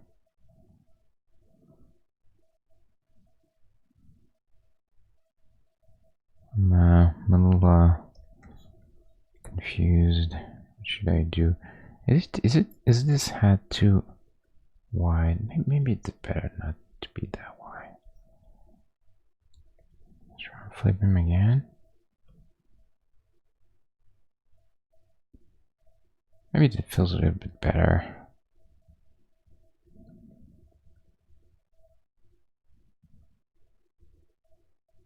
Yeah, I think that was too wide. I think this feels more in scale. Now, should I have this or not?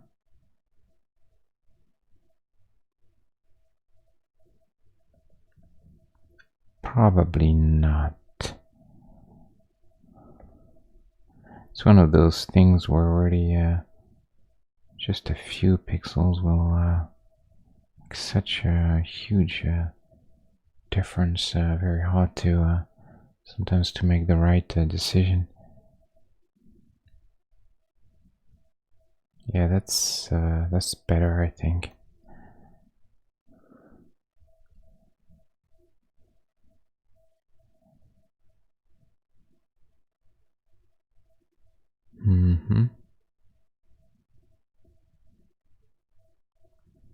Okay.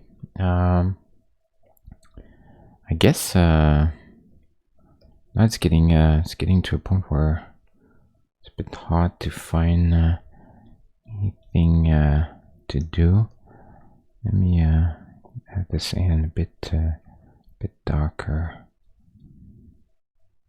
Yeah, I feel like I'm at that point where I'm kind of a bit at a loss of trying to find something more to do with it. I think we're probably right there now.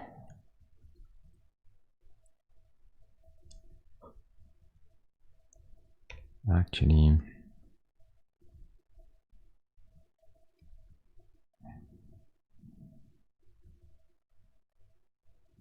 yeah, I think it's gonna be it. Unless someone sees something that they've forgotten or that I messed up really very obvious. Could be very well be the case, because when you work on something, it's always more difficult to keep it to keep a fair judgment. At some point you get a bit confused, you know.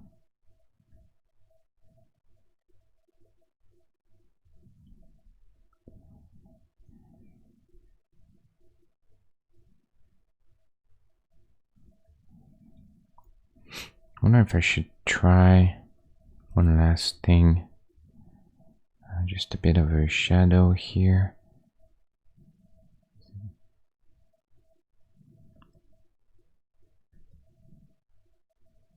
Yeah, I think we could push the shadow there.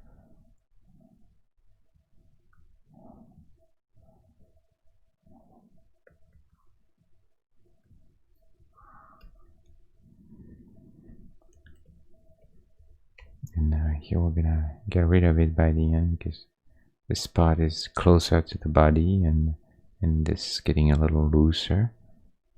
So maybe something like that. I think here I need some anti-aliasing. It's just too hard. And maybe a bit here too.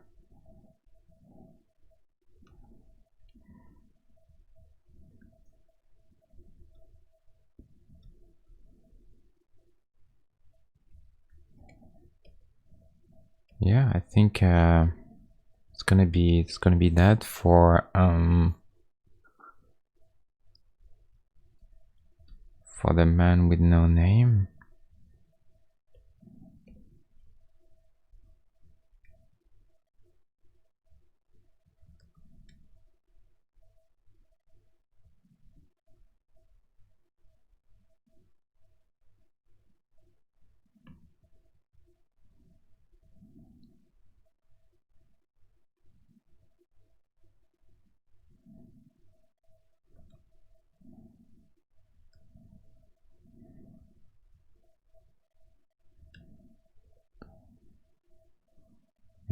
Yeah, maybe we don't need to be that bright there.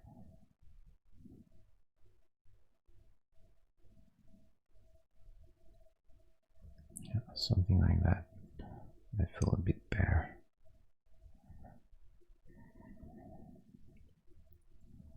Flip him one last time.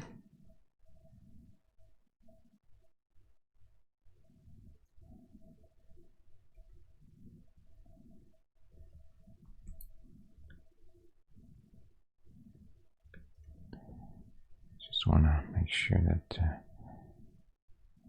next nut doesn't look too wide.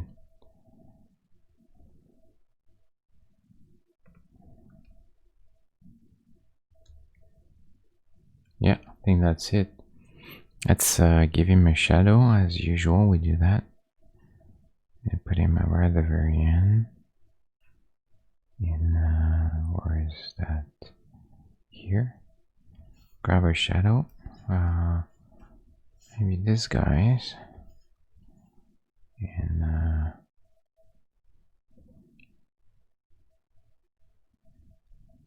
that's it. I think this is it. This is it for today. That's the guy. Yeah. Maybe I'll think of something between now and tomorrow, and maybe change one little thing. But I think overall, that's more or less it. The pants are a little light compared to the real thing, but I'm a bit concerned that if I go really dark, it's just a lot of contrast, and it's a bit hard on the eye. Even there, to be fair, I think the contrast is really high. We can try and go a little darker, just as a last ditch. See how it works. That's in a case like this, I'm just gonna copy the entire pants, a separate layer above, like this. So now I can play with it. So we can go darker, maybe like this. Less contrast, a bit darker. I don't know. I think it's fine too, but yeah, I think we can do that. But I wouldn't go. I don't think I would go darker than that. I think that's about as far as we should go, probably. Yeah, I think we'll keep that for now. Before, after. Yeah, I think it's fine. There, so there he is. Clint Eastwood, aka Blondie, aka the Good, aka the Man with No Name. Quite a few names for someone who doesn't have a name. And yeah, that's gonna be it for me tonight, I think. And next time, I don't know what we'll do. Maybe one more character. Feel like making good progress. How many of them are there now? 1, 2. Those are not really like enemies, but let's say main characters. 1, 2, 3, 4.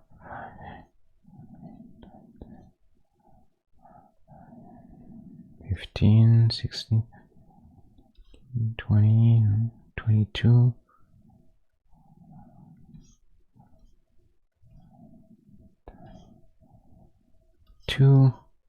33. 33 characters out of 120 that I have in mind, which means we're about 25% of the way done, more or less. But I think I may come down on the number of characters, maybe 100, maybe 90 something. So then it would be a third done. So yeah, quite a bit of we have quite a ways before it's all there. And then I think I will probably need at some point to do, when I start prototyping and everything, I'm gonna need to have a small version for every character that I will use as more like the animated version. This will be more stylized, and this will be used for another purpose that I will show you guys at some point if it works. But I think I'm gonna use both sizes actually, so then kind of doubles the amount of work. Not really, because the small ones are easier to do, but still. And some small ones are done already, the characters that I haven't done there. For instance, you know, Dirty Harry, Rocky, Rambo, 2 versions of Rambo, quite a bunch of Ash, Dorothy, Captain America from Easy Rider, Ferris Bueller, Carrie, Annie Wilkes, Snake Plissken, so on and so forth. So Tron, quite a bit of different people there that are already done. But also I have some that I've done in the bigger size that are not done in the small size. So it's kind of a little bit all over the place at the moment. But anyway, actually, if some of you haven't seen the small, this is the small Blondie. That's the big one. So I'll probably adjust the colors on this one to reflect this, because I think this is better. But I will keep the structure for the sprite for this one, and I'll just make sure they actually we can do that really quickly. Why not? Since we're here, so I'll do this. Take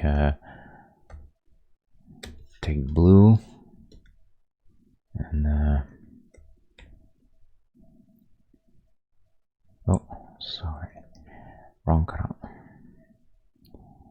And of course the problem is that on the white background might look a little funky sometimes at the smallest size, but we'll see.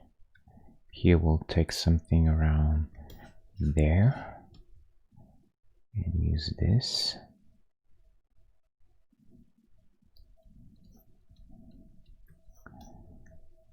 A little lighter there. I have to be careful because if I go with the exact same color, sometimes contrast will be too high. So I need to make sure that I don't necessarily take exactly the same color. Interestingly, there I kind of messed up the boots. I assume the boots were above, but they're not.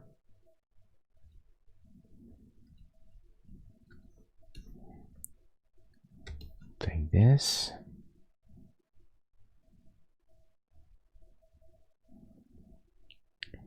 And then poncho. Maybe medium value would be maybe that. Let's see. Yeah, it's a bit more saturated red. Doing this really quickly.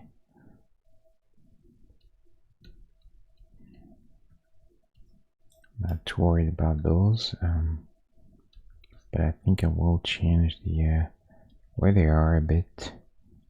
I think there's a bit too much stuff, so maybe we'll do something like this.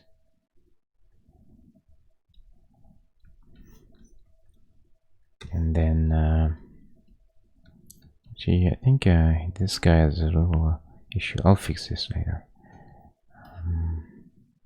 So this is a bit better. It's a bit cleaner colors. So then they match better. And then there's one thing that bothers me just a little bit. Two things I'm gonna fix right now. So Blondie here. I think now that I changed the brightness of the pants, they're a bit too saturated now. So I'm just gonna bring down saturation a bit. Not a huge deal, but I like to make sure colors are in control.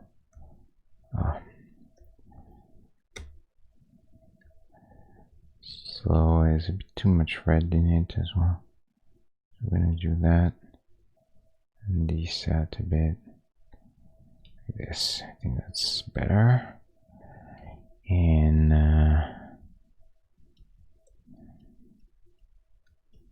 take this, take that, and we'll use this for Blondie small version.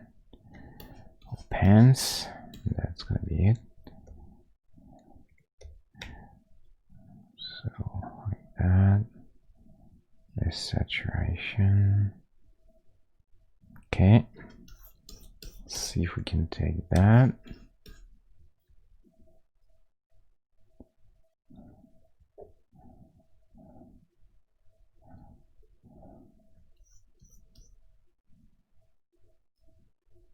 Okay. Go something here.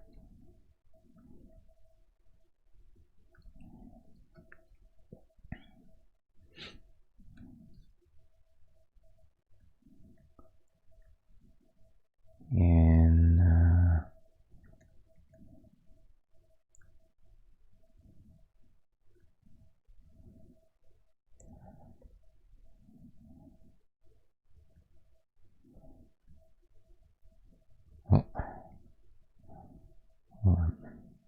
oh, wait. Oh, painted on the wrong layer, I think. It's fine. Where's that layer? Oh yeah, okay. It's okay. Fix this.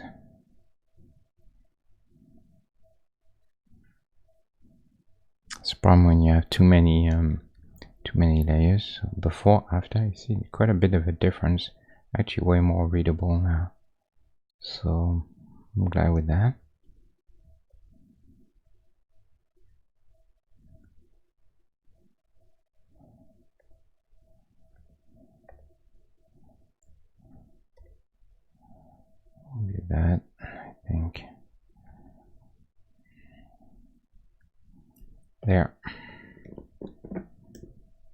So that's what I'll do. If I have to come back to the small version sometimes, just to make sure they lined up in color and values and all of that, because they're supposed to be the same guys, so you want to be able to recognize them in both. So there, even though they have a different pose or whatnot, but that doesn't matter as long as they look right. So small Blondie, big Blondie. This skin tone here is a bit wrong. It's a little too bright and too yellow, so we're gonna change this a bit.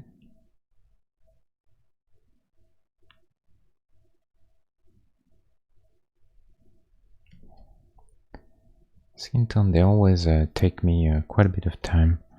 I tend to go back and forth quite a few times because pretty always trying to get the best that I can.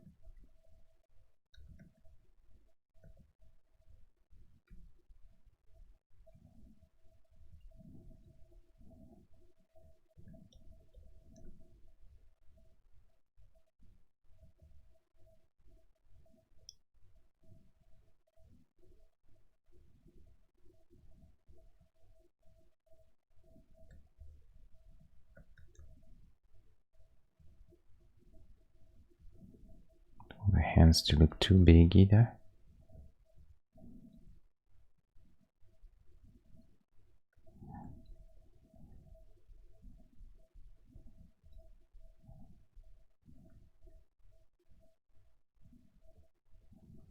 Something simple here.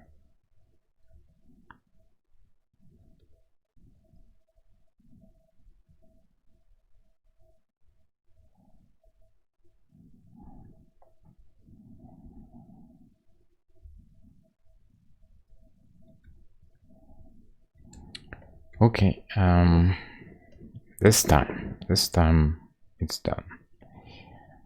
Yeah, I think we're gonna be done there. So 2 hours 40 minutes. Was a good stream. Had was a fun character to do. Wasn't too hard. I guess it's easier when you have a strong design to work with, and all the different pieces or parts are very clear, very easy to read. So pose is interesting. So it's not really. Actually, hold on. Let me move this a bit, just for a second. So if you've been there a few times, you know me, you know how I am. I tend to always say I'm done, and then you see me working some more.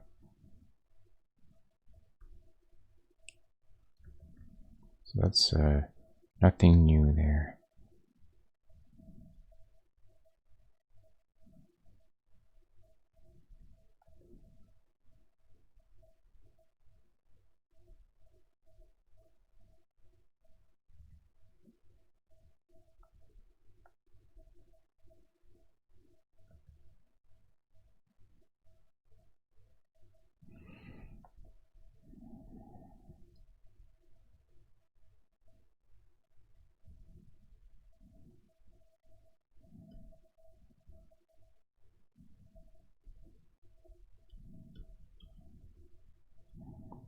If I should just kind of the short sleeves, and they're not super aesthetic though, so maybe not.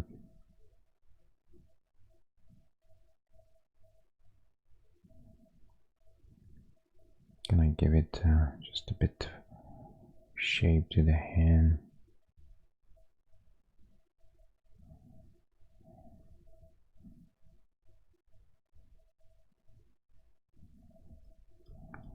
And I want to go maybe even a bit darker. I don't want to put too much emphasis on this hand.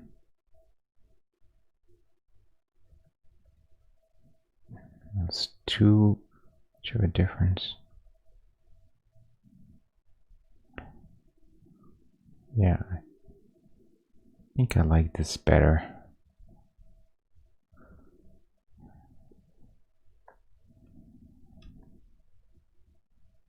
It's all the little things at the end that are sometimes a bit tricky to get right.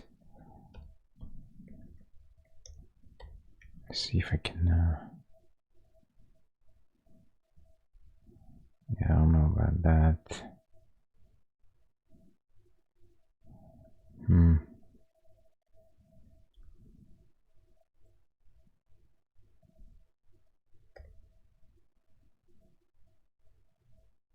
Something like this, maybe. I don't know. I think this hand is awkward generally.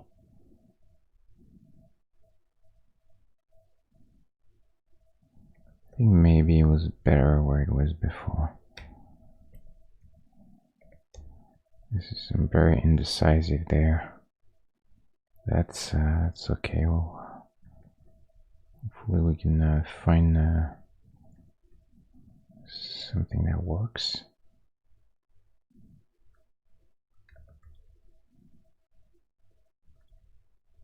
Yeah, I think that's it's better this way. Let's hide it a bit more. It's a bit different than that, but honestly, this is a little awkward too. It's very. If you look at, I think if you look at this photo, it looks, because of the way they probably position the camera a little low, and the perspective and everything, looks like this arm is giant. It takes a lot of attention, and it's very bright too, so it draws a lot of attention. And you see from a distance, look at this big thing, big bright thing. So I think for me, I'm trying to actually do the opposite and bring more of the focus up there than here. However, I think I did mess up something. I think it's a bit too low, but still, I don't want to show it too much. So I think that's all right.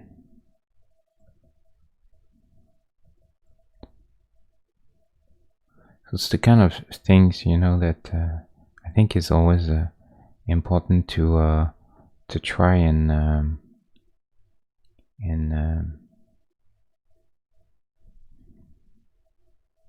look at is how what's the main read? What do you look at?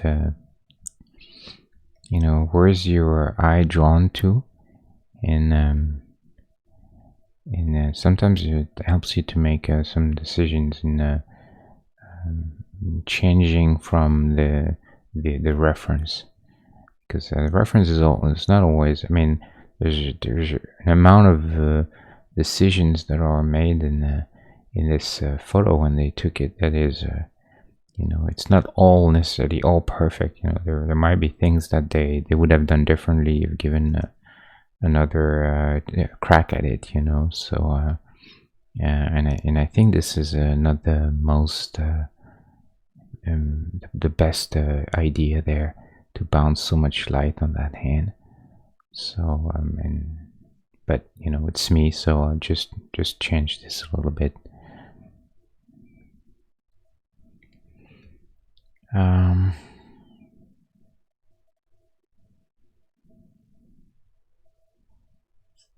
And I even think that I need to go even lower than that.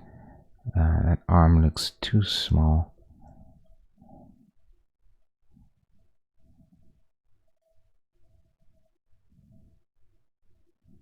Yeah. Yeah. Like that. Now it's gonna flip him one last time. I've said this probably 50 times, but this time is the last time. I swear.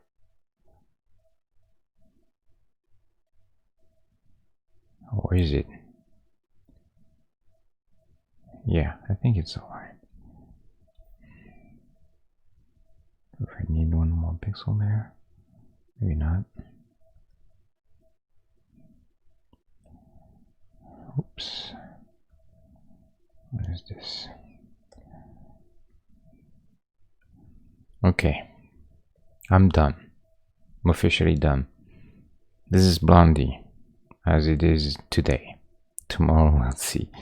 Hopefully, so I'll post it tomorrow, and you guys can have a look at it and tell me what you think. Maybe I'll change a few things, but I don't think so. I think it's gonna be that.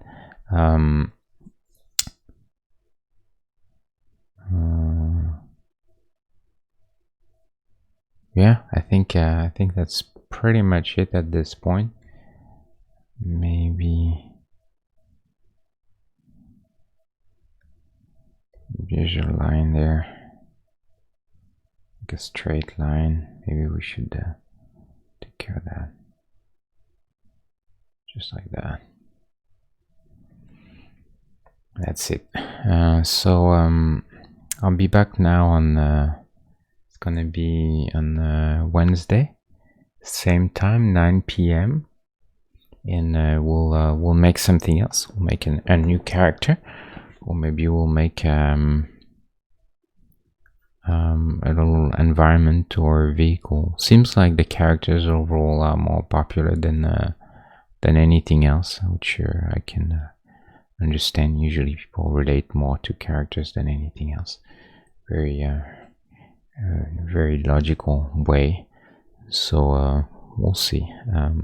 If you have suggestions, as usual, don't hesitate. You can always send me a little whisper or private message or whatever they call that on Instagram or Twitch or anything. And if you have an idea for a character that you like in an old movie, or something, I may do this character.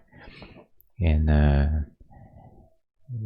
also, yeah, I want to thank all of you for being here. There's been a few more people today, like last time, so it's encouraging. It's nice for me to see that a few of you guys seem to be interested enough to hang out for 3 hours of almost of my ramblings and pixel adventures. So thank you very much, and I hope you'll be back next time. Hit that follow button if you want to make sure that you get the alerts when I'm online. But if not, it's really easy. It's Monday and Wednesday and Friday at 9 p.m. Pacific time.